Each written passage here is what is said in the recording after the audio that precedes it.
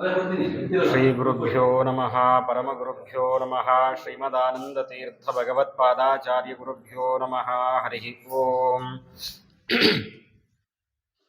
ಯೋऽन्तಃ ಪ್ರವಿಶ್ಯ ಮಮ ವಾಚಮಿಮಾಂ ಪ್ರಸುಪ್ತಾಂ ಸಂಜೀವಯತ್ಯಖಿಲ ಶಕ್ತಿಧರಸ್ವಧಾಮ್ನಾ ಅನ್ಯಾಂಶ್ಚ ಹಸ್ತಚರಣಶ್ರವಣತ್ವಗಾದೀನ್ ಪ್ರಾಣಾನ್ನಮೋ ಭಗವತೆ ಪುರುಷಾಯ ತುಭ್ಯಂ ಬುದ್ಧಿರ್ಬಲಂ ಯಶೋಧೈರ್ಯಂ ನಿರ್ಭಯತ್ವಮರೋಗತಾ ಅಜಾಡ್ಯಂ ವಾಕ್ಪಟುತ್ವಂ ಚ ಹನೂಮತ್ ಸ್ಮರಣಾತ್ ಭವೇತ್. ನಮೋ ವಸ್ತಾತ್ವಿಕಾ ದೇವಾಃ ವಿಷ್ಣುಭಕ್ತಿಪರಾಯಣಾಃ ಧರ್ಮಮಾರ್ಗೇ ಪ್ರೇರಯಂತು ಭವಂತಃ ಸರ್ವ ಏವ ಹಿ. ಅಸ್ಮದ್ಗುರುಸಮಾರಂಭಾಂ ಟೀಕಾಕೃತ್ಪಾದಮಧ್ಯಮಾಂ ಶ್ರೀಮದಾಚಾರ್ಯಪರ್ಯಂತಾಂ ವಂದೇ ಗುರುಪರಂಪರಾಂ. ದುರ್ವಾದಿಧ್ವಾಂತರವಯೇ ವೈಷ್ಣವೇಂದೀವರೇಂದವೇ ಶ್ರೀರಾಘವೇಂದ್ರ ಗುರವೇ ನಮೋತ್ಯಂತದಯಾಲವೇ. ತಪಸ್ವಾಧ್ಯಾಯ ಶುಶ್ರೂಷಾ ಕೃಷ್ಣಪೂಜಾರತಂ ಮುನಿಂ ವಿಶ್ವೇಶಮಿಷ್ಟದಂ ವಂದೇ ಪರಿವ್ರಾಟ್ ಚಕ್ರವರ್ತಿನಂ. ಆಪಾದಮೌಳಿಪರ್ಯಂತಂ ಗುರುಣಾಂ ಆಕೃತಿಂ ಸ್ಮರೇತ್. ತೇನ ವಿಘ್ನಾಃ ಪ್ರಣಶ್ಯಂತಿ ಸಿದ್ಧ್ಯಂತಿ ಚ ಮನೋರಥಾಃ. ಶ್ರೀ ಗುರುಭ್ಯೋ ನಮಃ ಹರಿ ಓಂ. ಸ್ವಸ್ತ್ಯಸ್ತು ಸತಾಂ.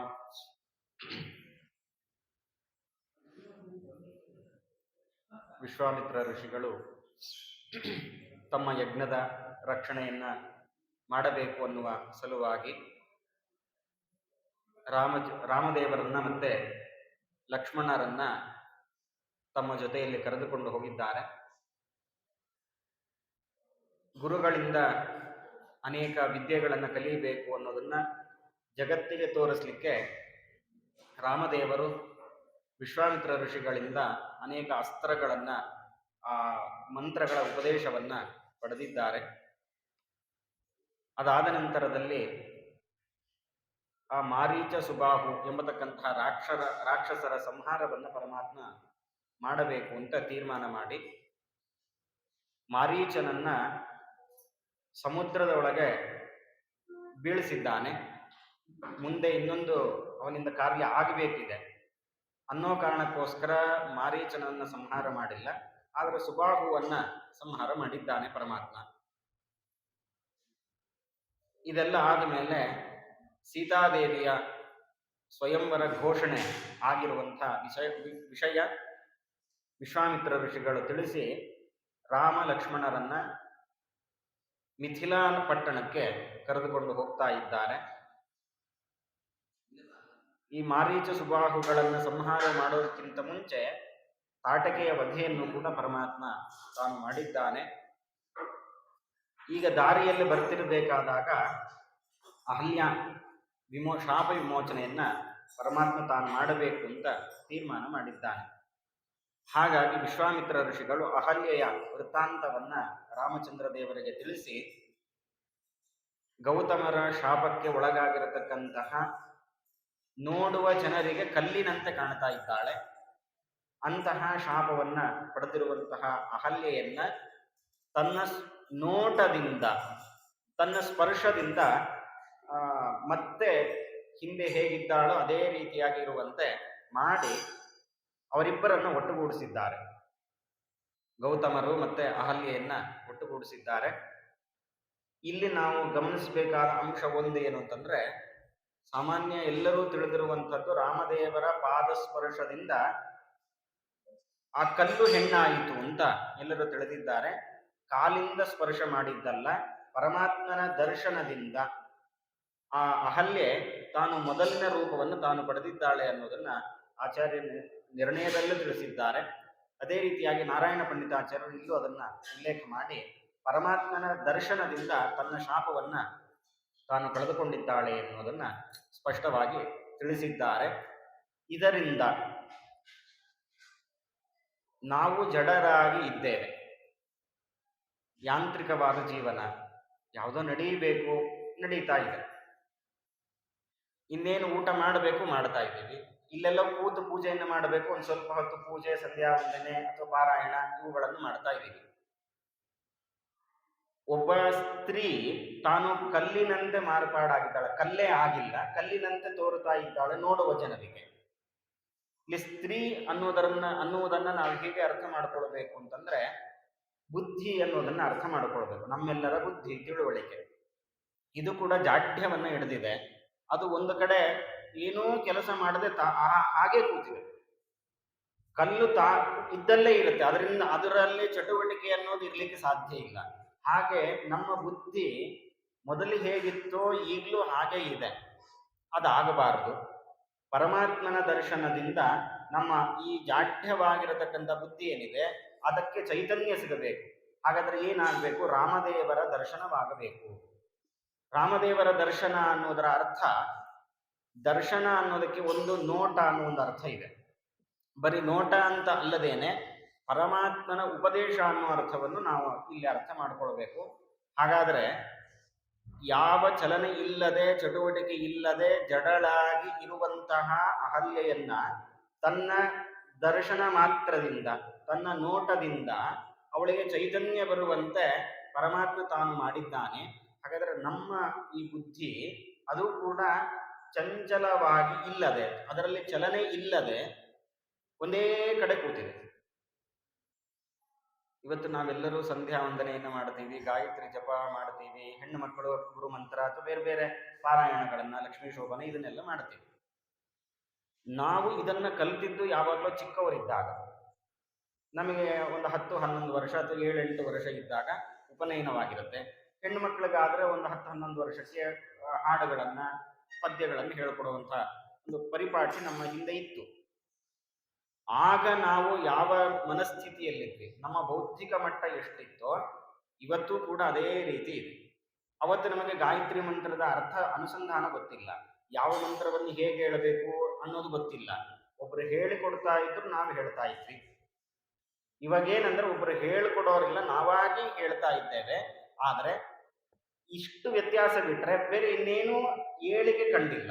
ಆ ಮಂತ್ರದ ಅನುಸಂಧಾನ ಯಾಕೆ ಮಾಡಬೇಕು, 2 ಸಲ ಆಚಮನೆ ಯಾಕೆ ಮಾಡಬೇಕು, ಗೋಪಿಚಂದನವನ್ನು ಯಾಕೆ ಧಾರಣೆ ಮಾಡಬೇಕು, ಇದರ ಹಿನ್ನೆಲೆ ಏನು, ಇದನ್ನೆಲ್ಲ ನಾವು ಅರ್ಥ ಮಾಡ್ಕೊಳ್ಳಿಕ್ಕೆ ಪ್ರಯತ್ನ ಮಾಡಬೇಕು. ಆದರೆ ಇವತ್ತು ನಾವ್ಯಾರೂ ಅದನ್ನು ಮಾಡ್ತಾ ಇಲ್ಲ. ನಾವು ಮಾಡಬೇಕಾಗಿದೆ. ನಮ್ಮನ್ನು ಎಚ್ಚರಿಸಲಿಕ್ಕೇನೆ ಇಂತಹ ಅನೇಕ ಪ್ರಸಂಗಗಳನ್ನ ಪುರಾಣಗಳಲ್ಲಿ ದಾಖಲು ಮಾಡಿದ್ದಾರೆ. ಹಾಗಾದ್ರೆ ಈ ಅಹಲ್ಯ ಉದ್ಧಾರದ ಒಂದು ವಿಚಾರವನ್ನು ಯಾಕೆ ತಿಳಿಸಿದ್ದಾರೆ ಅಂದ್ರೆ, ಜಡಳಾಗಿ ಇರುವಂತಹ ಅಹಲ್ಯೆ ಹೇಗೆ ಪರಮಾತ್ಮನ ನೋಟದಿಂದ ತಾನು ಹಿಂದಿನ ಚೈತನ್ಯವನ್ನು ತಾನು ಪಡೆದಿದ್ದಾಳೋ, ಆ ಕ್ರಮದಲ್ಲಿ ನಮ್ಮ ಬುದ್ಧಿಯ ಜಾಢ್ಯವೂ ಕೂಡ ಹೋಗಬೇಕಿಲ್ಲಿ. ಹಾಗಾದ್ರೆ ಆ ಬುದ್ಧಿಯ ಜಾಢ್ಯ ಹೋಗಬೇಕಾದ್ರೆ ನಾವು ಮಾಡಬೇಕಾಗಿರೋದೇನು ಅಂದ್ರೆ, ರಾಮನ ದರ್ಶನ ನಮಗಾಗಬೇಕು. ರಾಮನ ದರ್ಶನ ನಮಗಾಗಬೇಕು ಅಂತಾದ್ರೆ ವಿಶ್ವಾಮಿತ್ರ ಋಷಿಗಳು ರಾಮನನ್ನು ಕರೆದುಕೊಂಡು ಬಂದಿದ್ದಾರೆ ಅಹಲ್ಯೆಯ ಬಳಿಗೆ. ಹಾಗಾದ್ರೆ ನಾವು ನಮ್ಮ ಪ್ರಾಚೀನ ಸಂಸ್ಕಾರಗಳೇನಿದೆ, ವಿದ್ಯೆ ಏನಿದೆ, ಅದರ ಮೂಲಕ ನಮ್ಮ ಬುದ್ಧಿಯಲ್ಲಿರತಕ್ಕಂಥ ಜಾಢ್ಯವನ್ನ ಹೋಗಲಾಡಿಸಿಕೊಳ್ಳಬೇಕು. ಇದಕ್ಕೆ ಬೇಕಾಗಿರೋದು ವಿಶ್ವಾಮಿತ್ರ ಋಷಿಗಳು ರಾಮದೇವರನ್ನು ನಮ್ಮ ಬಳಿಗೆ ಕರೆತರಬೇಕು. ಅಂದರೆ ನಮ್ಮ ಸಂಸ್ಕಾರ ಸಂಸ್ಕೃತಿಗಳು ಏನಿದೆ ಇದೇ ವಿಶ್ವಾಮಿತ್ರ ಋಷಿಗಳು. ಅದರ ಮೂಲಕ ರಾಮದೇವರು ನಮಗೆ ಸಂಸ್ಕಾರ ಒಳ್ಳೆಯದಿತ್ತು, ಒಳ್ಳೆ ವಿದ್ಯೆಯನ್ನು ಕಲಿತಿದ್ದೇವೆ ಅಂದ್ರೆ ರಾಮದೇವರು ನಮ್ಮ ಬಳಿಗೆ ಬರ್ತಾರೆ. ಹಾಗಾಗಿ ಇದನ್ನೆಲ್ಲ ಗಮನಿಸಿಯೇನೆ ನಾವು ಅರ್ಥ ಮಾಡ್ಕೊಳ್ಬೇಕಾಗಿರೋದೇನೆಂದ್ರೆ, ನಮ್ಮ ಬೌದ್ಧಿಕ ಜಾಢ್ಯ ಏನಿದೆ ಇದನ್ನು ನಾವಿವತ್ತು ಪರಿಹಾರ ಮಾಡಿಕೊಳ್ಬೇಕಾಗಿದೆ. ನಾನು ಚಿಕ್ಕವನಿದ್ದಾಗ ಏನು ಸ್ತೋತ್ರಗಳು ಹೇಳುವಾಗ ನನ್ನ ಬೌದ್ಧಿಕ ಮಟ್ಟ ಎಷ್ಟಿತ್ತೋ ಇವತ್ತು ಅಷ್ಟೇ ಇದೆ. ಅದರ ಅರ್ಥ ಗೊತ್ತಿಲ್ಲ, ಅನುಸಂಧಾನ ಗೊತ್ತಿಲ್ಲ, ಪದದಲ್ಲಿ ಇದು ಸರಿಯಾದ ಕ್ರಮವೋ ಇಲ್ಲವೋ, ನಾನು ಸರಿಯಾದ ರೀತಿಯಲ್ಲಿ ಉಚ್ಚಾರಣೆ ಮಾಡ್ತಾ ಇದ್ದೇನೋ ಇಲ್ಲವೋ, ಯಾವ ಚಿಂತೆಯೂ ಇಲ್ಲ ನಮಗೆ. ಏನೂ ಇಲ್ಲದೇನೆ ಆರಾಮಾಗಿ ಅವಾಗ ಹೇಗಿದ್ದು ಹೀಗೂ ಹಾಗೆ ಇದ್ದೀವಿ ಇವಾಗಲೂ.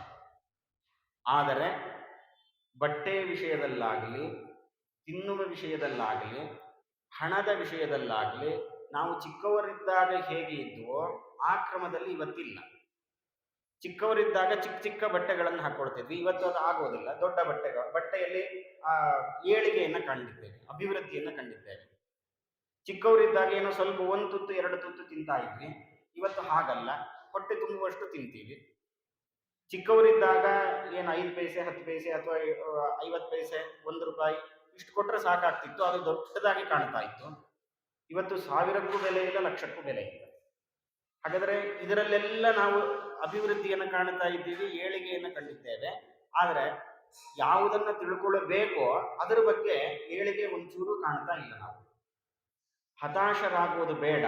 ಈಗಲೂ ನಮಗೆ ಅವಕಾಶ ಇದೆ, ಕಾಲ ಮಿಂಚಿಲ್ಲ, ನಮಗೆ ಅವಕಾಶ ಇದೆ.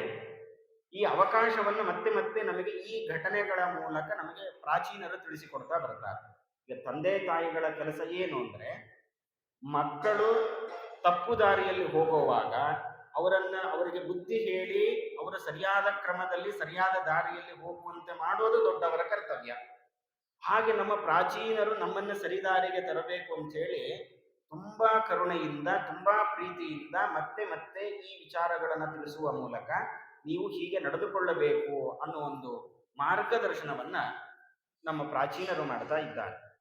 ಹಾಗಾಗಿ ಇವತ್ತು ಸಂಧ್ಯಾ ವಂದನೆ ಮಾಡುವಾಗ ಕಡೇ ಪಕ್ಷ ಈ ಮಂತ್ರದ ಅಭಿಪ್ರಾಯ ಏನು, ಪ್ರತಿ ಪದದ ಅರ್ಥ ಗೊತ್ತಾಗದೇ ಇದ್ರು ಕಡೇ ಪಕ್ಷ ಈ ಮಂತ್ರದ ಅಭಿಪ್ರಾಯ ಏನು, ಇದನ್ನು ಯಾಕೆ ಉಚ್ಚಾರಣೆ ಮಾಡಬೇಕು, ಇದರ ಹಿನ್ನೆಲೆ ಏನು. 3 ಬಾರಿ ಅರ್ಘ್ಯವನ್ನು ಕೊಡ್ತೀವಿ. 3 ಬಾರಿ ಅರ್ಘ್ಯವನ್ನು ಕೊಡಲಿಕ್ಕೆ ಕಾರಣ ಏನು? ಅಲ್ಲಿ ಗಾಯತ್ರಿ ಮಂತ್ರದಲ್ಲಿ ಅನೇಕ ಪದಗಳಿದೆ, ಅದರ ಅರ್ಥ ಏನು? ಇದು ಯಾರನ್ನ ಪ್ರಾರ್ಥನೆಯನ್ನು ಮಾಡುವಂತಹ ಶ್ಲೋಕ, ಇದು ಯಾರನ್ನ ಹೇಳುವಂತಹ ಮಂತ್ರ ಇದು. ಗಾಯತ್ರಿ ಅನ್ನೋ ಶಬ್ದ ಕೇಳ್ತೀವಿ. ಗಾಯತ್ರಿ ಅನ್ನೋದು ಒಬ್ಬ ಸ್ತ್ರೀ ಅನ್ನೋ ಅರ್ಥ ಆಗುತ್ತೆ. ಹಾಗಾದ್ರೆ ಸ್ತ್ರೀ ದೇವತೆ ಕೆಲವರೆಲ್ಲ ಹಾಗೆ ಇದೆ. ಇವತ್ತು ಕೆಲವೊಂದು ಗಾಯತ್ರಿ ದೇವತೆಯ ಚಿತ್ರ ಅಂತಂದ್ರೆ ಒಬ್ಬ ಹೆಣ್ಣು ದೇವತೆ, 5 ಮುಖಗಳು, ಕಮಲದಲ್ಲಿ ಕೂತಿದ್ದಾಳೆ. ಈ ತರ ಧ್ಯಾನ ಶ್ಲೋಕಗಳು ಈ ಕಾಣ್ತಾವೆ.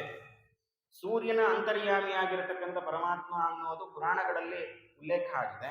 ಹಾಗಾದ್ರೆ ಈ ಎರಡರಲ್ಲಿ ಯಾವುದು ಸರಿ? ಗಾಯತ್ರಿ ಅಂದ್ರೆ ಹೆಣ್ಣು ದೇವತೆ ಅಂತ ಆರಾಧನೆ ಮಾಡಬೇಕು. ಅದು ಯಾವ ಒಬ್ಬ ಹೆಣ್ಣು ದೇವತೆ, ಈ ಪಾರ್ವತಿ, ಶಚೀದೇವಿ, ಈ ಯಾವ ರೀತಿ ಇದ್ದಾರೋ ದೇವತೆಗಳು, ಆ ರೀತಿ ಒಬ್ಬ ಸ್ತ್ರೀ ದೇವತೆ. ಆ ಸ್ತ್ರೀ ದೇವತೆಯ ಉಪಾಸನೆ ನಾವು ಗಾಯತ್ರಿ ಮಂತ್ರದಿಂದ ಮಾಡ್ತೀವಿ ಅನ್ನೋದು ಸರಿನೋ? ಅಥವಾ ಇಲ್ಲ ಪರಮಾತ್ಮನೇ ಈ ಮಂತ್ರದಿಂದ ಪ್ರತಿಪಾದ್ಯನಾಗಿದ್ದಾನೆ, ಈ ಮಂತ್ರವು ಪರಮಾತ್ಮನನ್ನೇ ಹೇಳ್ತಾ ಇದೆ, ಅದನ್ನು ಬಿಟ್ಟು ಬೇರೆ ಅಲ್ಲ ಅನ್ನೋದು ಸರಿನೋ? ಒಂದು ವೇಳೆ ದೇವರನ್ನ ಸ್ತೋತ್ರ ಮಾಡುತ್ತೆ ಅನ್ನೋದಾದ್ರೆ ಗಾಯತ್ರಿ ಅನ್ನುವ ಹೆಣ್ಣಿನ ಹೆಸರು ಹೇಗೆ ಪರಮಾತ್ಮನಿಗೆ ಸೂಕ್ತ ಆಗತ್ತೆ? ಮತ್ತದರಲ್ಲಿ ನಾವು ಗಾಯತ್ರಿ ಜಪ ಮಾಡುವಾಗ ಹೇಳ್ತೀವಿ, ತ್ರಿಪದ ಷಟ್ಕುಕ್ಷಿ ಪಂಚಶೀರ್ಷೋಪನಯನೇ ಯೋಗ. ತ್ರಿಪದ ಅಂದ್ರೆ ಏನು, ಷಟ್ಕುಕ್ಷಿ ಅಂದ್ರೆ ಏನು, ಪಂಚಶೀರ್ಷೋಪನಯನ ಅಂದ್ರೆ ಏನು? ಇದು ಯಾವುದ್ರ ಬಗ್ಗೆ ನಾವು ಗಮನ ಹರಿಸ್ತಾ ಇಲ್ಲ. ಹಾಗಾದ್ರೆ ನಾವು ನಮ್ಮ ಬುದ್ಧಿಯೂ ಕೂಡ ಈ ಒಂದು ಹಂತದಲ್ಲಿ, ಈ ಒಂದು ಹಿನ್ನೆಲೆಯಲ್ಲಿ ಅದು ಜಡವಾಗಿ ಕೂತಿದೆ, ಕಲ್ಲಿನಂತೆ ಅಲ್ಲೇ ಇದೆ. ಚಿಕ್ಕವರಿದ್ದಾಗ ಹೇಗಿತ್ತೋ ಇವಾಗಲೂ ಹಾಗೆ ಇದೆ. ಯಾವುದಾದ್ರೂ ಒಂದು ಜಡ ಪದಾರ್ಥವನ್ನ ನಾವು ಒಂದು ಕಡೆ ಇಟ್ಟು ಅದು ಎಷ್ಟೇ ದಿವಸ ಆದ್ಮೇಲೆ ಮತ್ತೆ ನೋಡಿದ್ರೆ ಅದು ಅಲ್ಲೇ ಇರುತ್ತೆ. ಯಾರಾದ್ರೂ ಬದಲಾವಣೆ ಮಾಡಿದ್ರೆ ಮಾತ್ರ ಅದು ಆ ಜಾಗದಿಂದ ಬೇರೆ ಜಾಗಕ್ಕೆ ಬರುತ್ತೆ, ಇಲ್ಲಾಂದ್ರೆ ಅದು ಹಾಗೇ ಇರುತ್ತೆ. ಅದೇ ರೀತಿಯಲ್ಲಿ ನಮ್ಮ ಬೌದ್ಧಿಕ ಮಟ್ಟ ಚಿಕ್ಕವರಿದ್ದಾಗ ಹೇಗಿತ್ತೋ ಇವತ್ತು ಹಾಗೇ ಇದೆ. ಹಾಗಾದ್ರೆ ನಮಗೂ ಕೂಡ ಗೌತಮರ ಶಾಪ ಬಂದಿದೆ. ಗೌತಮಸ್ಯ ಋಷೇಶಾಪಾದ ಜ್ಞಾನೇ ತ್ವಜ್ಞಾನತಾಂಗತೆ ಅಂತ ಈ ರೀತಿಯಾಗಿ ಭಾಷ್ಯದಲ್ಲಿ ಆಚಾರ್ಯರು ಅದನ್ನು ಉಲ್ಲೇಖ ಮಾಡ್ತಾರೆ. ಗೌತಮ ಋಷಿಗಳೇನೆ ಈ ಬ್ರಹ್ಮಸೂತ್ರ ನಿರ್ಮಾಣ ಆಗ್ಲಿಕ್ಕೆ ಒಂದು ರೀತಿ ಕಾರಣರಾಗಿದ್ದಾರೆ. ಯಾಕೆ? ಅಜ್ಞಾನ, ಅವರ ಶಾಪದಿಂದ ಜ್ಞಾನ ಎಲ್ಲ ನಾಶ ಆಗಿತ್ತು. ಅಂತಹ ಸಂದರ್ಭದಲ್ಲಿ ಪರಮಾತ್ಮ ತಾನು ವೇದವ್ಯಾಸ ರೂಪದಿಂದ ಉದ್ಧಾರ ಮಾಡಿ ಜ್ಞಾನವನ್ನ ಹಂಚಿದ್ದಾನೆ. ಅದೇ ರೀತಿಯಾಗಿ ಗೌತಮರ ಶಾಪವನ್ನು ಹೊತ್ತಿರತಕ್ಕಂಥ ಅಹಲ್ಯೆ ಪರಮಾತ್ಮನ ದರ್ಶನದಿಂದ, ಪರಮಾತ್ಮನ ದರ್ಶನ ಅಂದ್ರೆ ಒಂದು ನೋಟ ಅನ್ನುವ ಅರ್ಥ ಹೇಗಿದೆಯೋ, ಪರಮಾತ್ಮನ ದರ್ಶನ ಅಂದ್ರೆ ಪರಮಾತ್ಮನ ಶಾಸ್ತ್ರ, ಅಂದ್ರೆ ಪರಮಾತ್ಮ ಉಪದೇಶ ಮಾಡಿರುವಂತಹ ತತ್ವಗಳು. ಹಾಗಾದ್ರೆ ಅದರಿಂದ ನಮ್ಮ ಬುದ್ಧಿ ಎಂಬತಕ್ಕಂತಹ ಅಹಲ್ಯೆಯ ಒಬ್ಬ ಸ್ತ್ರೀಯ ಜಾಡ್ಯತೆ ಅದು ನಿರ್ನಾಮ ಆಗಬೇಕಾಗಿದೆ, ಅದು ದೂರ ಆಗಬೇಕು. ಅದಕ್ಕೆ ಆಗಬೇಕು ಅಂತಾದ್ರೆ ವಿಶ್ವಾಮಿತ್ರ ಋಷಿಗಳು ರಾಮದೇವರನ್ನ ಅಹಲ್ಯೆಯ ಬಳಿಗೆ ಕರೆತರಬೇಕಾಯಿತು.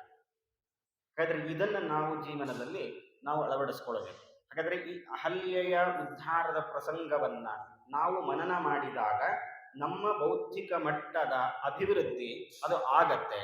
ನಾವು ಮೇಧಾವಿಗಳಾಗಬೇಕು, ನಮಗೆ ಬುದ್ಧಿಯ ಅಭಿವೃದ್ಧಿ ಆಗಬೇಕು ಅಂತಾದ ಪಕ್ಷದಲ್ಲಿ ಈ ಪ್ರಸಂಗವನ್ನ ಮೆಲುಕು ಹಾಕಿದ್ದು ಅಂತಾದರೆ ರಾಮದೇವರ ದರ್ಶನದಿಂದ ನಮ್ಮ ಬುದ್ಧಿಯಲ್ಲಿ ಚೈತನ್ಯ ಬರಲಿಕ್ಕೆ ಪ್ರಾರಂಭ ಆಗತ್ತೆ.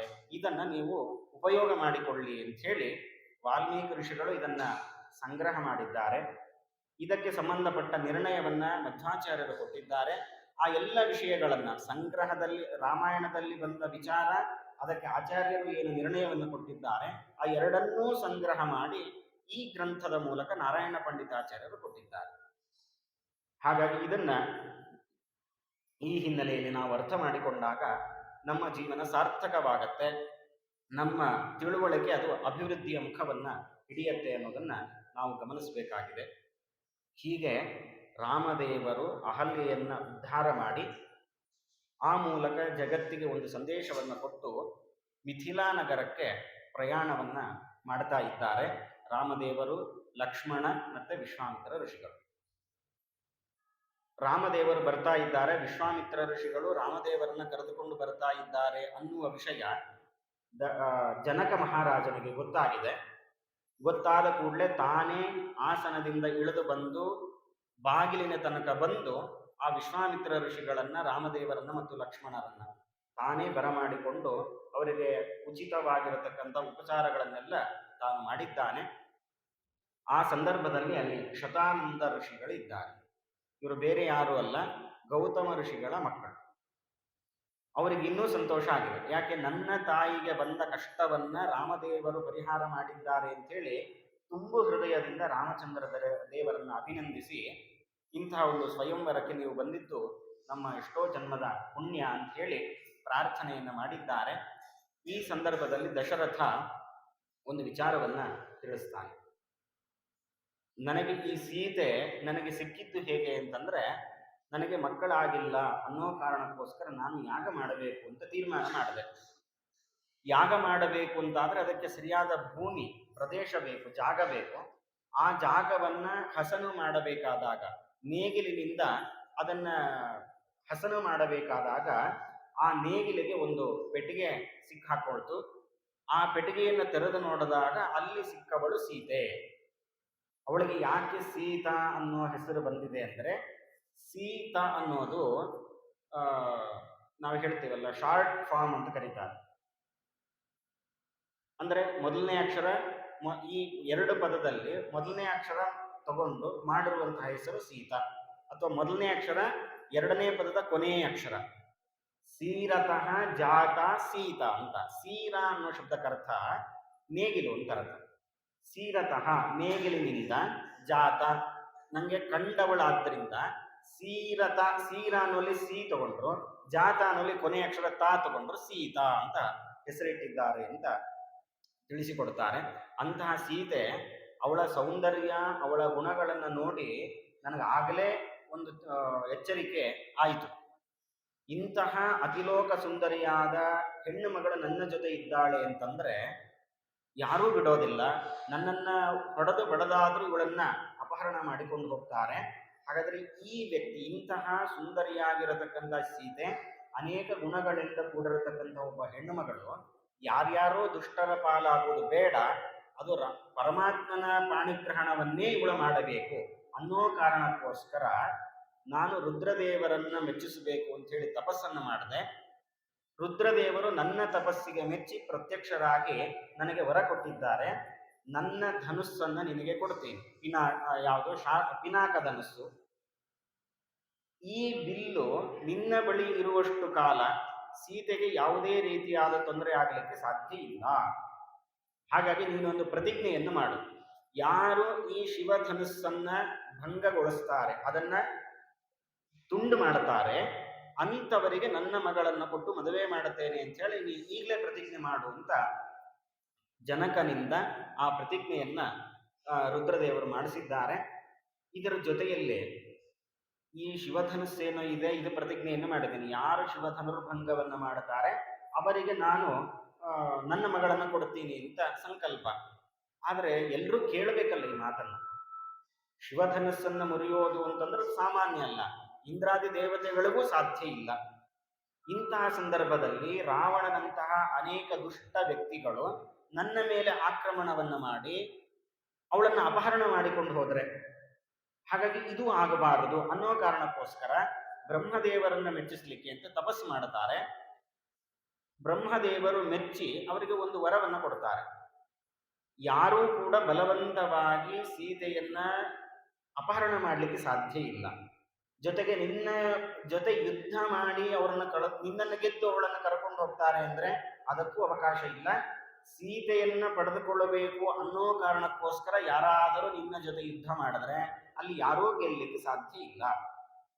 ಬಲವಂತವಾಗಿ ಸೀತೆಯನ್ನ ಅಪಹರಣ ಮಾಡಿಕೊಂಡು ಹೋಗ್ಲಿಕ್ಕೂ ಸಾಧ್ಯ ಇಲ್ಲ. ಇದು ನನ್ನ ವರ ಅಂತ ಹೇಳಿ ಬ್ರಹ್ಮದೇವರು ವರವನ್ನು ಕೊಟ್ಟಿದ್ದಾರೆ. ಹಾಗಾದ್ರೆ ಬ್ರಹ್ಮದೇವರ ವರ ಮತ್ತೆ ರುದ್ರದೇವರ ವರ, ಈ ವರಿಬ್ಬರ ವರ ಬಲದಿಂದ ಇವತ್ತು ನಾನು ಸುರಕ್ಷಿತವಾಗಿದ್ದೇನೆ, ನನ್ನ ಮಗಳು ಸುರಕ್ಷಿತಳಾಗಿದ್ದಾಳೆ. ಆದ್ದರಿಂದ ಇಲ್ಲಿಯ ತನಕ ಯಾರ ದುಷ್ಟರ ಕಣ್ಣು ಸೀತೆಯ ಮೇಲೆ ಬಿದ್ದಿಲ್ಲ, ಯಾರು ಆ ಸಾಹಸವನ್ನ ತಾವು ಮಾಡಿಲ್ಲ. ಯಾವಾಗ ನಾನು ಈ ಪ್ರತಿಜ್ಞೆಯನ್ನು ಮಾಡಿದ್ದೇನೋ ಆಗಲಿಂದ ಇವಳ ವಯಸ್ಸಿಗೆ ಬಂದ ನಂತರದಲ್ಲಿ ಅನೇಕ ಜನರು ಈ ಶಿವಧನಸ್ಸನ್ನು ಮುರಿಯಬೇಕು ಅಂತ ಪ್ರಯತ್ನ ಪಟ್ಟಿದ್ದಾರೆ. ನಿನ್ನೆಯೂ ಸಹ ರಾವಣ ತಾನು ಬಂದಿದ್ದ. ಆ ಬಿಲ್ಲನ್ನ ಎತ್ತಲಿಕ್ಕಾಗದೆ ತಾನು ಸೋತು ಪರಾಜಿತನಾಗಿ ತಾನು ಹೋಗಿದ್ದಾನೆ. ಕೆಲವರು ಆ ಧನಸ್ಸನ್ನ ಎತ್ತಿ ಮೈ ಮೇಲೆ ಹಾಕೊಂಡವರಿದ್ದಾರೆ, ಅದನ್ನು ಎತ್ತಲಿಕ್ಕಾಗದೆ ತುಂಬಾ ಶ್ರಮ ಪಟ್ಟವರಿದ್ದಾರೆ. ಕೆಲವರಂತೂ ಇದು ನಮ್ಮ ಕೈಲಿ ಸಾಧ್ಯ ಇಲ್ಲ ಅಂಥೇಳಿ ದೂರದಿಂದಲೇ ಪಲಾಯನ ಮಾಡಿದವರು ಇದ್ದಾರೆ. ಹಾಗಾಗಿ ಇವತ್ತಿಗೆ ರಾಮಚಂದ್ರ ದೇವರು ಬಂದಿದ್ದಾರೆ. ದೈವಾನುಗ್ರಹದಿಂದ ರಾಮಚಂದ್ರ ದೇವರ ಈ ಧನುಸ್ಸನ್ನು ಭಂಗ ಮಾಡಿದ್ರೆ ನನ್ನ ಮಗಳನ್ನ ರಾಮದೇವರಿಗೆ ಕೊಡ್ತೇನೆ ಅಂತ ಹೇಳಿ ಸಂಕಲ್ಪವನ್ನು ಮಾಡಿದ್ದಾನೆ. ಈ ಸಂದರ್ಭದಲ್ಲಿ ಒಂದು ಅಂಶವನ್ನ ನಾರಾಯಣ ಪಂಡಿತಾಚಾರ್ಯರು ತಿಳಿಸ್ತಾರೆ. ಇದು ತಾತ್ಪರ್ಯ ನಿರ್ಣಯದಲ್ಲೂ ಆಚಾರ್ಯರು ಹೇಳಿದ್ದಾರೆ ಈ ಮಾತನ್ನ. ಮಧ್ವಾಚಾರ್ಯರು ಈ ಸ್ವಯಂವರ ಘೋಷಣೆ ಮಾಡಿದ್ದು ತಪ್ಪಲ್ವೇ? ಜನಕ ಮಹಾರಾಜನಿಗೆ ಸಾಕ್ಷಾತ್ ಲಕ್ಷ್ಮೀದೇವಿನೇ ಸೀತೆ ಅನ್ನೋದು ನಿಶ್ಚಯವಾಗಿದೆ. ರಾಮಚಂದ್ರ ದೇವರ ಪರಮಾತ್ಮ, ಅವರಿಬ್ಬರು ಅನಾದಿ ದಂಪತಿಗಳು, ಅವರನ್ನು ಬೇರ್ಪಡಿಸಬಾರದು ಅನ್ನೋ ಮನಸ್ಥಿತಿಯಲ್ಲಿರುವಂಥವನು ಜನಕರಾಜ. ಹೀಗಿದ್ದು ಸ್ವಯಂವರ ಘೋಷಣೆ ಮಾಡ್ತಾನೆ ಅಂದ್ರೆ ಅರ್ಥ ಏನು? ಸ್ವಯಂವರ ಅನ್ನೋದು ಒಬ್ಬ ವ್ಯಕ್ತಿಯನ್ನ ಆಯ್ಕೆ ಮಾಡುವಂಥ ಒಂದು ಪ್ರಕ್ರಿಯೆ. ಅಂದ್ರೆ ಯಾರಾದರೂ ಸೀತೆಯನ್ನ ಸ್ವೀಕಾರ ಮಾಡಬಹುದು. ಆ ಸ್ವಯಂವರದಲ್ಲಿ ಏನು ಪಣ ಇಟ್ಟಿರ್ತಾರೋ ಅದರಲ್ಲಿ ಗೆದ್ದು. ಹಾಗಾದ್ರೆ ಅಭಿಪ್ರಾಯ ಏನಾಯ್ತು? ಯಾರಾದರೂ ಗೆಲ್ಲಬಹುದು ಅಂತಂದಾಗ ರಾಮದೇವರೇ ತಗೊಳ್ಳಿ ಅನ್ನುವ ಭಾವನೆ ಬರಲಿಲ್ವಲ್ಲ ಅನ್ನುವ ಪ್ರಶ್ನೆ ಕಾಡತ್ತೆ. ಅದಕ್ಕೆ ಹೇಳ್ತಾರೆ, ಪಿನಾಕ ಧನಸ್ಸನ್ನ ಅಂದ್ರೆ ಶಿವಧನಸ್ಸನ್ನ ಪಡೆದಿದ್ದೇ ಈ ಕಾರಣಕ್ಕೋಸ್ಕರ, ಬ್ರಹ್ಮದೇವರಿಂದ ವರ ಪಡೆದಿದ್ದೇ ಈ ಕಾರಣಕ್ಕೋಸ್ಕರ, ರಾಮಚಂದ್ರ ದೇವರನ್ನು ಹೊರತುಪಡಿಸಿ ಬೇರೆ ಯಾರಿಗೂ ಸೀತೆ ಸಿಗಬಾರದು ಅನ್ನೋ ಕಾರಣಕ್ಕಾಗಿಯೇನೆ, ಆ ನಿಶ್ಚಯ ಇದ್ದಿದ್ರಿಂದಲೇನೆ ಇಷ್ಟು ಕೆಲಸಗಳನ್ನ ಜನಕ ಮಹಾರಾಜ ಮಾಡಿದ್ದೇ ಹೊರತು ಭೀಷ್ಮಕ ರಾಜನಂತೆ ಅಲ್ಲ. ಭೀಷ್ಮಕ ರಾಜ ತನ್ನ ಮಗಳಾದ ರುಕ್ಮಿಣಿಯನ್ನ ರುಕ್ಮಿಣಿಯ ಸ್ವಯಂವರವನ್ನು ಘೋಷಣೆ ಮಾಡುತ್ತಾನೆ. ಇದರಲ್ಲಿ ಅಲ್ಲಿಯ ವಾತಾವರಣ ಹೇಗಿತ್ತು ಅಂತಂದ್ರೆ, ಭೀಷ್ಮಕ ರಾಜನಿಗೆ ಯಾರಾದ್ರೂ ಪರವಾಗಿಲ್ಲ. ಅಂದ್ರೆ ಕೃಷ್ಣನಾದ್ರೂ ರುಕ್ಮಿಣಿಯ ಕೈ ಹಿಡಿಲಿ ಅಥವಾ ಶಿಶುಪಾಲ ಆದ್ರೂ ರುಕ್ಮಿಣಿಯ ಕೈ ಹಿಡಿಲಿ, ನನಗೆ ಯಾವುದೇ ರೀತಿಯ ಅದರಲ್ಲಿ ನಿರ್ಬಂಧ ಇಲ್ಲ, ಯಾರಾದ್ರೂ ಆಗ್ಬೋದು, ಇಬ್ರು ನನಗೆ ಸಂಬಂಧಿಕರು ಅಂತ. ಆದರೆ ರುಕ್ಮಿಗೆ ಶಿಶುಪಾಲನೇ ತಾನು ಮದುವೆ ಮಾಡಿಕೊಳ್ಬೇಕು, ರುಕ್ಮಿಣಿಯ ಮದುವೆ ಮಾಡಿಕೊಳ್ಳೋದಾದ್ರೆ ಶಿಶುಪಾಲನೆ ಮಾಡಿಕೊಳ್ಬೇಕು ಅನ್ನೋ ಹಠ ಅವನದ್ದು. ಇನ್ನು ರುಕ್ಮಿಣೀ ದೇವಿ ಸ್ವಯಂ ತಾನು ಏನು ಯೋಚನೆ ಮಾಡ್ತಾ ಇದ್ದಾಳೆ ಅಂದ್ರೆ, ನಾನು ಪಾಣಿಗ್ರಹಣ ಮಾಡಿಕೊಳ್ಳೋದು, ವಿವಾಹ ಮಾಡಿಕೊಳ್ಳೋದು ಅಂತಾದ್ರೆ ಅದು ಕೃಷ್ಣನನ್ನೇ ಹೊರತು ಇನ್ಯಾರಿಗೂ ನಾನು ಸಿಗಬಾರದು ಅಂತ ಹೀಗೆ ತೀರ್ಮಾನ ಮಾಡಿದ್ದಾಳೆ. ಇಲ್ಲಿ ಈ ಪ್ರಸಂಗದಲ್ಲಿ ಭೀಷ್ಮಕ ರಾಜನ ಮನಸ್ಥಿತಿ ಹೇಗಿತ್ತು ಅಂದ್ರೆ, ಕೃಷ್ಣ ಮದುವೆ ಮಾಡಿಕೊಂಡ್ರು ಸಂತೋಷ, ಶಿಶುಪಾಲ ಮದುವೆ ಮಾಡಿಕೊಂಡ್ರು ಸಂತೋಷ ಅಂತ. ಅಂದ್ರೆ ಲಕ್ಷ್ಮಿಯನ್ನ ಬೇರೆಯವರು ಮದುವೆ ಮಾಡಿಕೊಂಡ್ರು ನನಗೆ ತೊಂದರೆ ಇಲ್ಲ ಅನ್ನೋ ಮನಸ್ಥಿತಿಯಲ್ಲಿ ಭೀಷ್ಮಕ ರಾಜ ಇದ್ದಾನೆ. ಆ ರೀತಿಯಾದ ಮನಸ್ಥಿತಿ ಜನಕರಾಜನಿಗೆ ಇಲ್ಲ. ಯಾಕೆಂದ್ರೆ ಅದಕ್ಕೆಲ್ಲ ವ್ಯವಸ್ಥೆಯನ್ನು ತಾನು ಮಾಡಿಕೊಂಡಿದ್ದಾನೆ. ರಾಮದೇವರನ್ನು ಹೊರತುಪಡಿಸಿ ಇನ್ಯಾರೂ ಕೂಡ ಸೀತೆಯನ್ನ ಸ್ವೀಕಾರ ಮಾಡುವಂತೆ ಇಲ್ಲ. ಅದಕ್ಕೆ ಬೇಕಾದ ವ್ಯವಸ್ಥೆಗಳನ್ನ ತಾನು ನಿಶ್ಚಯ ಮಾಡಿಕೊಂಡೇ ತಾನು ಮಾಡಿದ್ದಾನೆ. ಹಾಗಾಗಿ ಜನಕರಾಜನಿಗೆ ಅಪಾರವಾದ ಪುಣ್ಯ ಧಾರೆ ಎರೆದಿದ್ದರಿಂದ ಸಿಕ್ಕಿದೆ ಅಂತ ಹೇಳ್ತಾರೆ. ಹಾಗಾಗಿ ಇಂತಹ ಒಂದು ಅದ್ಭುತವಾದ ಒಂದು ಘಟ್ಟವನ್ನ ತಿಳಿಸಿಕೊಡ್ತಾ, ರಾಮದೇವರು ಧನುಸ್ಸನ್ನ ಮುರಿಬೇಕು ಅಂತ. ಹಾಗಾಗಿ ಬಂದಿದ ದಿವಸ ಮಾತುಕತೆಗಳು ಅವರದೆಲ್ಲ ವಿಚಾರಗಳಾಗಿದೆ. ಶತಾನಂದರು ವಿಶ್ವಾಮಿತ್ರ ಋಷಿಗಳ ಪೂರ್ವ ಚರಿತ್ರೆಯನ್ನ ರಾಮದೇವರಿಗೆ ತಿಳಿಸಿಕೊಡ್ತಾರೆ. ನಿನಗೆ ತಿಳಿಯದೇ ಇರುವಂಥದ್ದಲ್ಲ, ಆದರೂ ವಿಶ್ವಾಮಿತ್ರ ಋಷಿಗಳ ಕೀರ್ತಿ ಅದು ಜಗತ್ತಿಗೆ ತಿಳಿಸಬೇಕು ಅನ್ನೋ ಕಾರಣಕ್ಕೋಸ್ಕರ ಇಷ್ಟೆಲ್ಲ ನಾನು ಹೇಳ್ತೀನಿ ಅಂತ ಹೇಳಿ ಅವರ ಪೂರ್ವ ವೃತ್ತಾಂತವನ್ನು ತಿಳಿಸಿಕೊಡ್ತಾರೆ. ವಸಿಷ್ಠ ಋಷಿಗಳ ಆಶ್ರಮಕ್ಕೆ ರಾಜನಾಗಿ ವಿಶ್ವಾಮಿತ್ರ ಋಷಿಗಳು ಬಂದಿರ್ತಾರೆ. ಬಂದಾಗ ಅವರು ಆದರಾತಿಥ್ಯವನ್ನು ಮಾಡುತ್ತಾರೆ. ಆ ಆತಿಥ್ಯವನ್ನ ನೋಡಿ ವಿಶ್ವಾಮಿತ್ರ ಋಷಿಗಳಿಗೆ ತುಂಬಾ ಸಂತೋಷ ಆಗತ್ತೆ, ಅಪಾರವಾದ ಸಂತೋಷ. ಜೊತೆಗೆ ಒಂದು ಪ್ರಶ್ನೆ ಕಾಡ್ಲಿಕ್ಕೆ ಪ್ರಾರಂಭ ಆಯಿತು. ಇದು ಹೇಳಿ ಕೇಳಿ ಕಾಡು, ಇಲ್ಲಿ ಇಂಥ ವ್ಯವಸ್ಥೆಗಳನ್ನು ಮಾಡಬೇಕು ಅಂತಾದ್ರೆ ಅದು ಸಾಧ್ಯವೇ ಇಲ್ಲ. ಹಾಗಾದ್ರೆ ನಾಡಿನಲ್ಲೂ ಮಾಡ್ಲಿಕ್ಕಾಗದೇ ಇರತಕ್ಕಂತಹ ಅನೇಕ ಉಪಚಾರಗಳನ್ನ ಕಾಡಲ್ಲಿರತಕ್ಕಂತಹ ಒಬ್ಬ ಋಷಿ ಮುನಿಗಳು, ಅದು ಗುಡಿಸಲಲ್ಲಿ ಇರತಕ್ಕಂಥವ್ರು ಮಾಡ್ತಾರೆ ಅಂದ್ರೆ ಇದರ ಹಿನ್ನೆಲೆ ಏನು, ಈ ಶಕ್ತಿ ಬರಲಿಕ್ಕೆ ಕಾರಣ ಏನು ಅಂತ ವಿಚಾರ ಮಾಡ್ಲಿಕ್ಕೆ ಹೊರಟಾಗ ಅವರಿಗೆ ಗೊತ್ತಾಯಿತು. ನಂದಿನಿಯ ಪ್ರಭಾವದಿಂದ, ಕಾಮಧೇನು, ಆ ಕಾಮಧೇನುವಿನ ಪ್ರಭಾವದಿಂದ ವಿಶ್ವಾಮಿತ್ರ ಋಷಿಗಳು ಇಷ್ಟೆಲ್ಲ ವ್ಯವಸ್ಥೆಗಳನ್ನು ಮಾಡಿದ್ದಾರೆ. ಕಾಮಧೇನು ಬೇಡಿದ್ದನ್ನು ಕೊಡುವಂಥದ್ದದು. ಹಾಗಾಗಿ ಆ ಎಲ್ಲ ಕಾಮಧೇನುವಿನ ಆ ಪ್ರಭಾವದಿಂದ ವಸಿಷ್ಠ ಋಷಿಗಳು ಇಷ್ಟೆಲ್ಲ ಉಪಚಾರಗಳನ್ನು ಮಾಡಿದ್ದಾರೆ. ಅವ್ರಿಗೊಂದು ಅಹಂಕಾರ ಬಂತು. ಯಾರಿಗೆ? ವಿಶ್ವಾಮಿತ್ರ ಋಷಿಗಳಿಗೆ. ಅಂದ್ರೆ ಪೂರ್ವದಲ್ಲಿ ರಾಜನಾಗಿದ್ದಾಗ ಯಾವುದೇ ಬೆಲೆ ಬಾಳುವಂತಹ ವಸ್ತು ಇದೆ ಅಂತ ಆದರೆ ಅದು ಸರ್ಕಾರಕ್ಕೆ ಸೇರೋದು. ಇವತ್ತು ನಮ್ಮ ಮನೆಯಲ್ಲೇ ಒಂದು ಗಂಧದ ಮರವನ್ನ ನೆಟ್ಟರೆ ಅದು ಬೆಳೆದರೆ ಅದನ್ನು ನಾವು ಉಪಯೋಗಿಸುವಂತೆ ಇಲ್ಲ. ಅದು ಯಾರೇ ನೆಡಲಿ, ಯಾರೇ ಸಂರಕ್ಷಣೆ ಮಾಡಲಿ, ಏನೇ ಆಗಲಿ, ಬೆಲೆ ಬಾಳುವ ವಸ್ತು ಅಂತಾದ್ರೆ ಅದು ಸರ್ಕಾರಕ್ಕೆ ಸೇರಿದ್ದು ಅಂತ ಇವತ್ತು ನಾವು ಕಾಣ್ತಾ ಇದ್ದೀವಿ. ಹಾಗೆ ಅವತ್ತು ವಿಶ್ವಾಮಿತ್ರ ಋಷಿಗಳು ಕೂಡ ತಾವು ಹಾಗೆ ಅಂದುಕೊಂಡು, ಹಾಗಾದ್ರೆ ಇಂತಹ ಅದ್ಭುತವಾದ ಒಂದು ಕಾಮಧೇನು ಇದೆ ಅಂತಾದ್ರೆ ಅದು ಋಷಿಗಳ ಹತ್ರ ಇದ್ರೆ ಅದರಿಂದ ಏನೂ ಉಪಯೋಗ ಆಗೋದಿಲ್ಲ.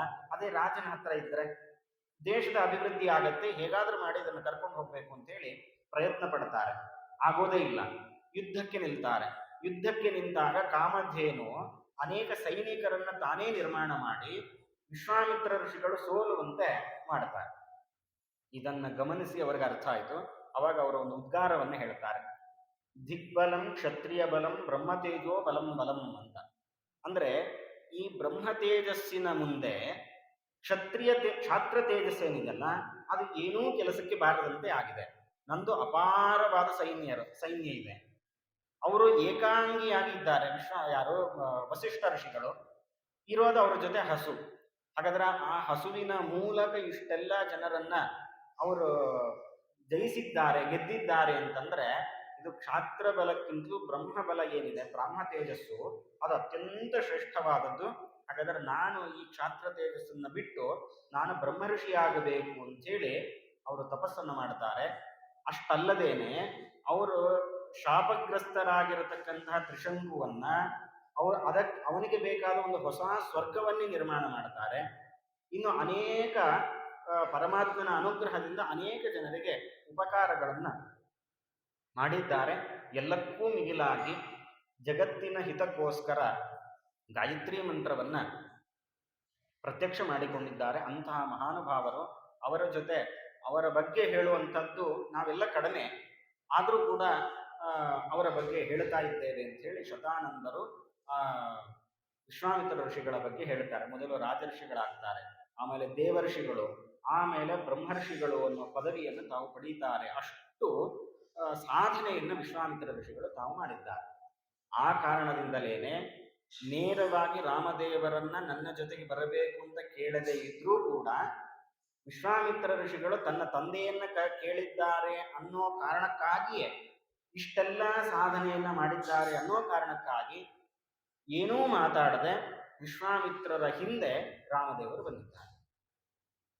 ಅಂದ್ರೆ ಇವತ್ತು ನಮ್ಮ ಕಷ್ಟಗಳು ಇದನ್ನ ಪರಿಹಾರ ಮಾಡಿಕೊಳ್ಬೇಕು. ಅನೇಕ ಕಷ್ಟಗಳಿದೆ. ಇವತ್ತು ಕಷ್ಟ ಇಲ್ಲದೆ ಇರತಕ್ಕಂಥ ವ್ಯಕ್ತಿ ಯಾರೂ ಇಲ್ಲ. ಒಬ್ಬೊಬ್ಬರಿಗೆ ಒಂದೊಂದು ರೀತಿಯಾದ ಕಷ್ಟಗಳಿರಬಹುದು, ಒಂದೇ ರೀತಿ ಇಲ್ಲದೆ ಇದ್ರೂ ಕೂಡ. ಆದ್ರೆ ಆ ಕಷ್ಟಗಳನ್ನ ಪರಿಹಾರ ಮಾಡಿಕೊಳ್ಳಬೇಕಾದ್ರೆ ನಾವು ಮಾಡಬೇಕಾಗಿರೋದು ಏನು ಅಂದ್ರೆ, ಹೇಗೆ ವಿಶ್ವಾಮಿತ್ರ ಋಷಿಗಳು ಸಾಧನೆಯನ್ನ ಮಾಡಿ ರಾಮದೇವರು ತಮ್ಮ ರಕ್ಷಣೆಗಾಗಿ ಬರುವಂತೆ ಮಾಡಿಕೊಂಡಿದ್ದಾರೋ ಹಾಗೆ ನಮ್ಮ ಕಷ್ಟಗಳು ಪರಿಹಾರ ಆಗಬೇಕು ಅಂತಾದರೆ ನಾವು ಆ ವಿಶ್ವಾಮಿತ್ರ ಋಷಿಗಳಂತೆ ಆ ಯೋಗ್ಯತೆ ಇಲ್ಲದೆ ಇದ್ರೂ ನಮ್ಮ ಯೋಗ್ಯತೆಗೆ ತಕ್ಕಂತೆ ಸಾಧನೆಯನ್ನ ಮಾಡಿ ದೇವರನ್ನು ಒಲಿಸಿಕೊಳ್ಳಬೇಕು, ಅಂದಾಗ ನಮ್ಮ ಕಷ್ಟಗಳೆಲ್ಲವೂ ಪರಿಹಾರ ಆಗತ್ತೆ ಅಂತ ಒಂದು ಸಂದೇಶ.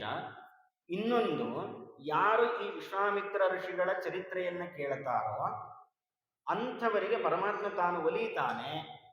ನಮ್ಮ ಕಷ್ಟಗಳನ್ನು ಪರಿಹಾರ ಮಾಡಿಕೊಳ್ಳಬೇಕು ಅಂತಾದ್ರೆ ನಾವು ಮಾಡಬೇಕಾಗಿರೋದೇನು, ಆ ವಿಶ್ವಾಮಿತ್ರ ಋಷಿಗಳ ಚರಿತ್ರೆಯನ್ನು ಮೆಲುಕು ಹಾಕಿ ನಾವು ಅವರ ದಾರಿಯಲ್ಲಿ ನಡೆದಿದ್ದು ಅಂತಾದರೆ, ಹೇಗೆ ರಾಮದೇವರು ವಿಶ್ವಾಮಿತ್ರ ಋಷಿಗಳನ್ನ ರಕ್ಷಣೆ ಮಾಡಲಿಕ್ಕೆ ತಾನು ಕಟಿಬದ್ಧನಾಗಿ ನಿಂತಿದ್ದಾನೆ, ಅದೇ ರೀತಿಯಾಗಿ ನಮ್ಮನ್ನ ರಕ್ಷಣೆಯನ್ನು ಮಾಡಲಿಕ್ಕೂ ರಾಮದೇವರು ಸದಾ ಸಿದ್ಧರಾಗಿರುತ್ತಾರೆ.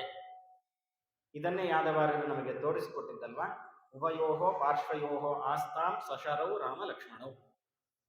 ಹಾಗಾದರೆ ಈ ತೇಜಸ್ಸು ಯಾದವಾರ್ಯರಲ್ಲೂ ಇತ್ತು. ಆದ್ದರಿಂದ ಅವರನ್ನು ಕಳ್ಳರು ಹಿಡಿಯಬೇಕು ಅಂತ ಬಂದಾಗ ಅಕ್ಕಪಕ್ಕದಲ್ಲಿ ರಾಮಚಂದ್ರ ದೇವರು ಮತ್ತು ಲಕ್ಷ್ಮಣರು ಇಬ್ಬರು ಕೂಡ ಇದ್ದಾರೆ. ಇದಕ್ಕೆ ಕಾರಣ ಏನು ಏನಂದ್ರೆ ವಿಶ್ವಾಮಿತ್ರ ಋಷಿಗಳಂತೆ ಯಾದವಾರ್ಯರು ಕೂಡ ಅದ್ಭುತವಾದ ಸಾಧನೆಯನ್ನು ಮಾಡಿದ್ದಾರೆ. ಆ ಸಾಧನೆಯನ್ನ ಕಂಡೇನೆ ರಾಮದೇವರು ಅವರನ್ನು ಕೇಳಲಿಲ್ಲ, ನಾನು ನಿನ್ನ ಜೊತೆ ಬರ್ತೀನಿ ಅಂತ ಕೇಳಲಿಲ್ಲ. ಇವರಿಗೆ ಅಪಾರವಾದ ನಂಬಿಕೆ, ನಾನು ಇದ್ದೇನೆ, ನನ್ನನ್ನು ಹುಟ್ಟಿಸಿದ್ದಾನೆ ಅಂದ್ರೆ ಪರಮಾತ್ಮ ನನ್ನ ರಕ್ಷಣೆಯನ್ನು ಮಾಡುತ್ತಾನೆ, ನನ್ನ ಜೀವ ಇವತ್ತು ಹೋಗೋದು ಅಂತಿದ್ರೆ ಅದು ಹೇಗಾದ್ರೂ ಹೋಗತ್ತೆ. ಹಾಗಾಗಿ ಪರಮಾತ್ಮನಲ್ಲಿ ಎಲ್ಲ ಭಾರವನ್ನು ಹಾಕಿದ್ದಾರೆ. ಈ ಕಾರಣದಿಂದಲೇನೆ ಅವರಿಬ್ಬರು ಬಂದು ಎರಡು ಬದಿಯಲ್ಲಿ ನಿಂತು ರಕ್ಷಣೆಯನ್ನು ಮಾಡಿದ್ದಾರೆ. ಹಾಗಾದ್ರೆ ಇದು ನಮಗೆ ಜ್ವಲಂತ ಉದಾಹರಣೆ. ಹಾಗಾದ್ರೆ ಇದನ್ನು ನಾವು ಮನಗಂಡು ನಾವು ಕೂಡ ವಿಶ್ವಾಮಿತ್ರ ಋಷಿಗಳಂತೆ ಅವರ ಚರಿತ್ರೆಯನ್ನು ಕೇಳಿ ನಾವು ಬದಲಾಗಿ ನಮ್ಮಲ್ಲಿರತಕ್ಕಂಥ ಬ್ರಾಹ್ಮ ತೇಜಸ್ಸನ್ನ ಅಭಿವೃದ್ಧಿಪಡಿಸಿಕೊಂಡಾಗ ನಮಗೂ ರಕ್ಷಣೆಯನ್ನು ಮಾಡಲಿಕ್ಕೆ ಪರಮಾತ್ಮ ತಾನು ಸದಾ ಸಿದ್ಧನಿದ್ದಾನೆ ಅನ್ನೋದನ್ನು ತೋರಿಸಲಿಕ್ಕೆ ಈ ಘಟನೆಯಲ್ಲಿ ಪರಮಾತ್ಮ ಇಷ್ಟು ಉಪದೇಶವನ್ನು ನಮಗೆ ಮಾಡಿದ್ದಾನೆ. ಇದೆಲ್ಲ ಆದಮೇಲೆ ಮಾತುಕತೆ ಎಲ್ಲ ಆಗಿದೆ. ಇವತ್ತಿನ ದಿವಸ ಇಲ್ಲಿ ವಿಶ್ರಾಂತಿಯನ್ನು ತೆಗೆದುಕೊಳ್ಳಿ ಅಂತ ಎಲ್ಲರೂ ಹೇಳಿದಾಗ ಮಾರನೇ ದಿವಸದಲ್ಲಿ ಶಿವಧನಸ್ಸನ್ನ ಮುರಿದು ಸೀತೆಯನ್ನ ಸ್ವೀಕಾರ ಮಾಡಲಿ ಅಂತ ತೀರ್ಮಾನ ಆಗಿದೆ. ಅದರಂತೆ ಮಾರನೇ ದಿವಸ ಎಲ್ಲ ಆತ್ಮಿಕಗಳನ್ನು ಮುಗಿಸಿಕೊಂಡು ವಿಶ್ವಾಮಿತ್ರರ ಅನುಮತಿಯನ್ನ ಪಡೆದು ರಾಮಚಂದ್ರ ದೇವರು ಆ ಶಿವಧನಸ್ಸನ್ನ ಮುರಿಯುತ್ತಾರೆ. ಈ ಶಿವಧನುಸ್ಸಿನ ಪ್ರಭಾವ ಎಂತಾದ್ದು ಅಂತಂದ್ರೆ ದೇವತೆಗಳ ಶಿಲ್ಪಿ ವಿಶ್ವಕರ್ಮ ಅಂತ. ದೇವತೆಗಳ ಮಂದಿರಗಳನ್ನು, ದೇವಲೋಕದಲ್ಲಿ ಮಂದಿರಗಳನ್ನು ನಿರ್ಮಾಣ ಮಾಡೋದು ಅಂದ್ರೆ ವಿಶ್ವಕರ್ಮನೇ. ಅವರ ಆಯುಧಗಳಾಗಿರ್ಬೋದು, ರಥಗಳಾಗಿರ್ಬೋದು, ಬೇರೆ ಬೇರೆ ಏನೇನು ಸೌಧಗಳು ಅಂದ್ರೆ ಭವನಗಳಾಗಿರ್ಬೋದು, ಎಲ್ಲವನ್ನು ನಿರ್ಮಾಣ ಮಾಡುವಂತಹದ್ದು ವಿಶ್ವಕರ್ಮ ಅಂತ. ಹಾಗಾದ್ರೆ ಅಂಥ ವಿಶ್ವಕರ್ಮ ಒಂದು ಸಲ ಎರಡು ಧನಸ್ಸನ್ನು ನಿರ್ಮಾಣ ಮಾಡ್ತಾನೆ. ಒಂದು ಪಿನಾಕ, ಇನ್ನೊಂದು ಶಾರಂಗ. ಶಾರಂಗ ಧನಸ್ಸನ್ನ ಪರಮಾತ್ಮನಿಗೆ ಸಮರ್ಪಣೆಯನ್ನು ಮಾಡುತ್ತಾನೆ, ಪಿನಾಕ ಧನಸ್ಸನ್ನ ರುದ್ರದೇವರಿಗೆ ಕೊಡ್ತಾನೆ. ಈ ಎರಡು ಧನಸ್ಸುಗಳಿಂದ ಇಬ್ಬರು ಕೂಡ ಲೋಕದಲ್ಲಿರತಕ್ಕಂಥ ಅನೇಕ ದುಷ್ಟರನ್ನು ಸಂಹಾರ ಮಾಡಿ ಶಾಂತಿ ಸ್ಥಾಪನೆಯನ್ನು ಮಾಡುತ್ತಾರೆ. ಇದು ಆ ಎರಡು ಧನಸ್ಸುಗಳನ್ನು ನಿರ್ಮಾಣ ಮಾಡಲಿಕ್ಕೆ ಇರುವಂತಹ ಹಿನ್ನೆಲೆ. ಹಾಗಾದ್ರೆ ಈ ಇಬ್ಬರಲ್ಲಿ ಯಾರು ಶ್ರೇಷ್ಠ ಅಂತ ತೀರ್ಮಾನ ಆಗಬೇಕೀಗ. ಅದಕ್ಕೆ ಅವರಿಬ್ಬರಿಗೂ ಕೂಡ ಯುದ್ಧ ಆಯ್ತಂತೆ. ಯುದ್ಧವಾದಾಗ ಪರಮಾತ್ಮ ತಾನು ಬಾಣ ಪ್ರಯೋಗ ಮಾಡಿದರೆ ಆ ಬಾಣದ ಪ್ರಭಾವದಿಂದ, ಅಸ್ತ್ರದ ಪ್ರಭಾವದಿಂದ ರುದ್ರದೇವರು ಸ್ತಬ್ಧರಾಗಿದ್ದಾರೆ, ಅವರಿಗೆ ಅಲಗಾಡ್ಲಿಕ್ಕೆ ಆಗ್ತಾ ಇಲ್ಲ. ಆಗ ತೀರ್ಮಾನ ಆಗಿದೆ, ಹಾಗಾದರೆ ರುದ್ರದೇವರಿಗಿಂತಲೂ ಕೂಡ ಪರಮಾತ್ಮ ಉತ್ತಮನಾಗಿದ್ದಾನೆ ಅನ್ನೋ ಒಂದು ನಿರ್ಣಯವನ್ನ ಅವತ್ತು ಎಲ್ಲ ದೇವತೆಗಳಿಗೆ ತಿಳಿಸಬೇಕು ಅನ್ನೋ ಕಾರಣಕ್ಕೋಸ್ಕರ ಈ ಎರಡು ಧನಸ್ಸುಗಳನ್ನ ನಿರ್ಮಾಣ ಮಾಡಿದ್ದಾರೆ. ಅಂತಹ ಶಿವಧನಸ್ಸೆ ಇವತ್ತು ಸೀತಾ ಸ್ವಯಂವರದಲ್ಲಿ ಪಣಕ್ಕೆ ಇದೆ. ಅದನ್ನು ಮುರಿಯುವಂತಹ ಕೆಲಸವನ್ನು ರಾಮದೇವರು ಮಾಡಬೇಕಾಗಿದೆ. ರಾಮದೇವರು ಅನಾಯಾಸವಾಗಿ ಆ ಧನಸ್ಸನ್ನ ಎತ್ತಿ ಅದನ್ನ ಮುರಿದಿದ್ದಾರೆ. ಇದನ್ನ ನೋಡಿ ಜನಕರಾಜನಿಗೆ ತುಂಬಾ ಸಂತೋಷ ಆಗಿದೆ. ಹಾಗಾದ್ರೆ ನನ್ನ ಮಗಳನ್ನ ಸೀತೆಯನ್ನ ಪರಮಾತ್ಮನಿಗೆ ಸಮರ್ಪಣೆಯನ್ನು ಮಾಡುತ್ತೇನೆ ಅಂತ ಹೇಳಿ ಸಂಕಲ್ಪವನ್ನು ಮಾಡಿ ದೂತರನ್ನ ಕರೆದು ದಶರಥನಿಗೆ ಈ ವಿಷಯ ತಿಳಿಸಬೇಕಾಗಿದೆ. ಹಾಗಾಗಿ ನನಗೆ ಇಬ್ಬರ ಮಕ್ಕಳಿದ್ದಾರೆ, ಒಬ್ಬಳು ಸೀತೆ, ಇನ್ನೊಬ್ಬಳು ಊರ್ಮಿಳ. ಹಾಗಾಗಿ ಈ ಇಬ್ಬರನ್ನೂ ಕೂಡ ರಾಮಚಂದ್ರ ದೇವರಿಗೆ ಮತ್ತು ಲಕ್ಷ್ಮಣ ಇವರಿಬ್ಬರಿಗೆ ಕೊಡಬೇಕು ಅಂತ ನಾನು ತೀರ್ಮಾನ ಮಾಡಿದ್ದೇನೆ ಅನ್ನುವ ವಿಷಯವನ್ನ ದಶರಥನಿಗೆ ಸುದ್ದಿಯನ್ನ ತಲುಪಿಸಿದ್ದಾರೆ. ಜೊತೆಗೆ ಈ ದೂತ ಅಯೋಧ್ಯೆಗೆ ಹೋದಾಗ ಜನಕ ಮಹಾರಾಜ ಇನ್ನೊಂದು ಕೆಲಸವನ್ನು ಮಾಡುತ್ತಾನೆ. ತನ್ನ ತಮ್ಮ ಕುಶಧ್ವಜ ಅಂತ, ಆ ಕುಶಧ್ವಜನನ್ನು ಕೂಡ ಕರೆಸಿದ್ದಾನೆ. ತುಂಬಾ ಸಂತೋಷ ಆಗಿದೆ. ನನ್ನ ಮಗಳಿಗೆ ಇವತ್ತು ಮದುವೆ ಆಗ್ತಾ ಇದೆ ಅನ್ನೋ ಸಂತೋಷದಲ್ಲಿ ಆ ಕುಶಧ್ವಜನನ್ನ ಕರೆಸಿದ್ದಾರೆ. ಅವನಿಗೆ ಇಬ್ಬರು ಮಕ್ಕಳು, ಮಾಂಡವಿ ಮತ್ತೆ ಶ್ರುತಕೀರ್ತಿ ಅಂತ. ಆ ಇಬ್ಬರನ್ನು ಕೂಡ ಇನ್ನು ಉಳಿದ ಇಬ್ಬರ ಮಕ್ಕಳಿಗೆ ಅಂದ್ರೆ ಭರತ ಮತ್ತು ಶತ್ರುಘ್ನರಿಗೆ ಅವರಿಬ್ಬರನ್ನು ಕೊಡಬೇಕು ಅಂತ ತೀರ್ಮಾನ ಮಾಡಿ ಆ ದಶರಥನನ್ನ ತನ್ನ ಅರಮನೆಗೆ ಪರಿವಾರ ಸಮೇತನಾಗಿ ತಾನು ಬರಮಾಡಿಸಿಕೊಂಡಿದ್ದಾನೆ. ಬಂದ ನಂತರದಲ್ಲಿ ವಿವಾಹದ ಮಹೋತ್ಸವ ಅತ್ಯದ್ಭುತವಾಗಿ ವಿಜೃಂಭಣೆಯಿಂದ ನೆರವೇರಿಸಿದ್ದಾರೆ. ಈ ಸಂದರ್ಭದಲ್ಲಿ ಈ ನಾರಾಯಣ ಪಂಡಿತಾಚಾರ್ಯರು ಒಂದಷ್ಟು ವಿಷಯಗಳನ್ನು ಸ್ಪಷ್ಟಪಡಿಸ್ತಾರೆ. ಇವರ ಮಹೋತ್ಸವ ಹೇಗಿತ್ತು ಅಂತಂದ್ರೆ ಅದಕ್ಕೆ ಅವರು ದೃಷ್ಟಾಂತವನ್ನಾಗಿ ಕೊಡೋದು ಯಾವುದನ್ನ ಅಂತಂದ್ರೆ, ಹೇಗೆ ದಕ್ಷಿಣ ಅನ್ನತಕ್ಕಂತಹ ಲಕ್ಷ್ಮಿಯ ರೂಪ ಯಜ್ಞನಾಮಕ ಪರಮಾತ್ಮನನ್ನ ವರಿಸಿದ್ದಾಳೆ, ಮತ್ತೆ ಲಕ್ಷ್ಮೀದೇವಿ ಸ್ವಯಂವರದಲ್ಲಿ ಹೇಗೆ ಪರಮಾತ್ಮನನ್ನ ನಾರಾಯಣನನ್ನ ವರಿಸಿದ್ದಾಳೆ, ಅದೇ ರೀತಿಯಲ್ಲಿ ಈಗ ಸೀತಾದೇವಿ ರಾಮಚಂದ್ರ ದೇವರನ್ನ ವರಿಸ್ತಾ ಇದ್ದಾಳೆ ಅನ್ನೋದನ್ನು ತಿಳಿಸುವ ಮೂಲಕ ಇವರು ಅನಾದಿ ದಂಪತಿಗಳು ಅನ್ನೋ ಒಂದು ವಿಷಯವನ್ನು ನಮಗೆ ಎಚ್ಚರಿಸ್ತಾ ಇದ್ದಾರೆ. ಇದು ಯಾಕೆ ಈ ವಿಷಯವನ್ನು ಹೇಳ್ತಾ ಇದ್ದಾರೆ ಅನ್ನೋದನ್ನು ನಾವು ನಂತರ ತಿಳಿದುಕೊಳ್ಳೋಣ. ಇದಾದ ಮೇಲೆ ಇನ್ನೊಂದು ಮಾತನ್ನು ಹೇಳ್ತಾರೆ, ಜಗತಃ ಪಿತರೋ. ಈ ರಾಮದೇವರು ಮತ್ತೆ ಸೀತಾದೇವಿ ಇದ್ದಾರಲ್ಲ, ಇವರು ಸಾಮಾನ್ಯ ವ್ಯಕ್ತಿಗಳಲ್ಲ, ಇಡೀ ಜಗತ್ತಿಗೇನೆ ತಂದೆ ತಾಯಿಗಳು. ಕಮಲೇಕ್ಷಣವು ಅಂತ ಹೇಳ್ತಾರೆ. ಕಮಲ ಅಂದ್ರೆ ಸೀತಾದೇವಿ, ಕಮಲೇಕ್ಷಣ ಅಂತಂದ್ರೆ ರಾಮಚಂದ್ರ ದೇವರು. ಇವರಿಬ್ಬರು ಸಾಮಾನ್ಯ ವ್ಯಕ್ತಿಗಳಲ್ಲ, ಮನುಷ್ಯರಲ್ಲ, ಜಗತಃ ಪಿತರವು, ಈ ಜಗತ್ತಿಗೇನೆ ಅವರು ತಂದೆ ತಾಯಿಗಳಾಗಿದ್ದಾರೆ. ಈ ಭಾವನೆ ನಮ್ಮಲ್ಲಿ ಬರಬೇಕು. ಇದನ್ನು ಯಾಕೆ ತಿಳಿಸ್ತಾರೆ? ಹಾಗಾದ್ರೆ ಅವರು ಅನಾದಿ ದಂಪತಿಗಳು ಅನ್ನೋ ಒಂದು ವಿಚಾರವನ್ನು ನಮಗೆ ಸ್ಪಷ್ಟಪಡಿಸ್ತಾ ಇದ್ದಾರೆ. ಜೊತೆಗೆ ಜಗತ್ತಿನ ತಂದೆ ತಾಯಿಗಳು ಅನ್ನುವ ಒಂದು ವಿಚಾರವನ್ನು ಸ್ಪಷ್ಟಪಡಿಸ್ತಾ ಇದ್ದಾರೆ.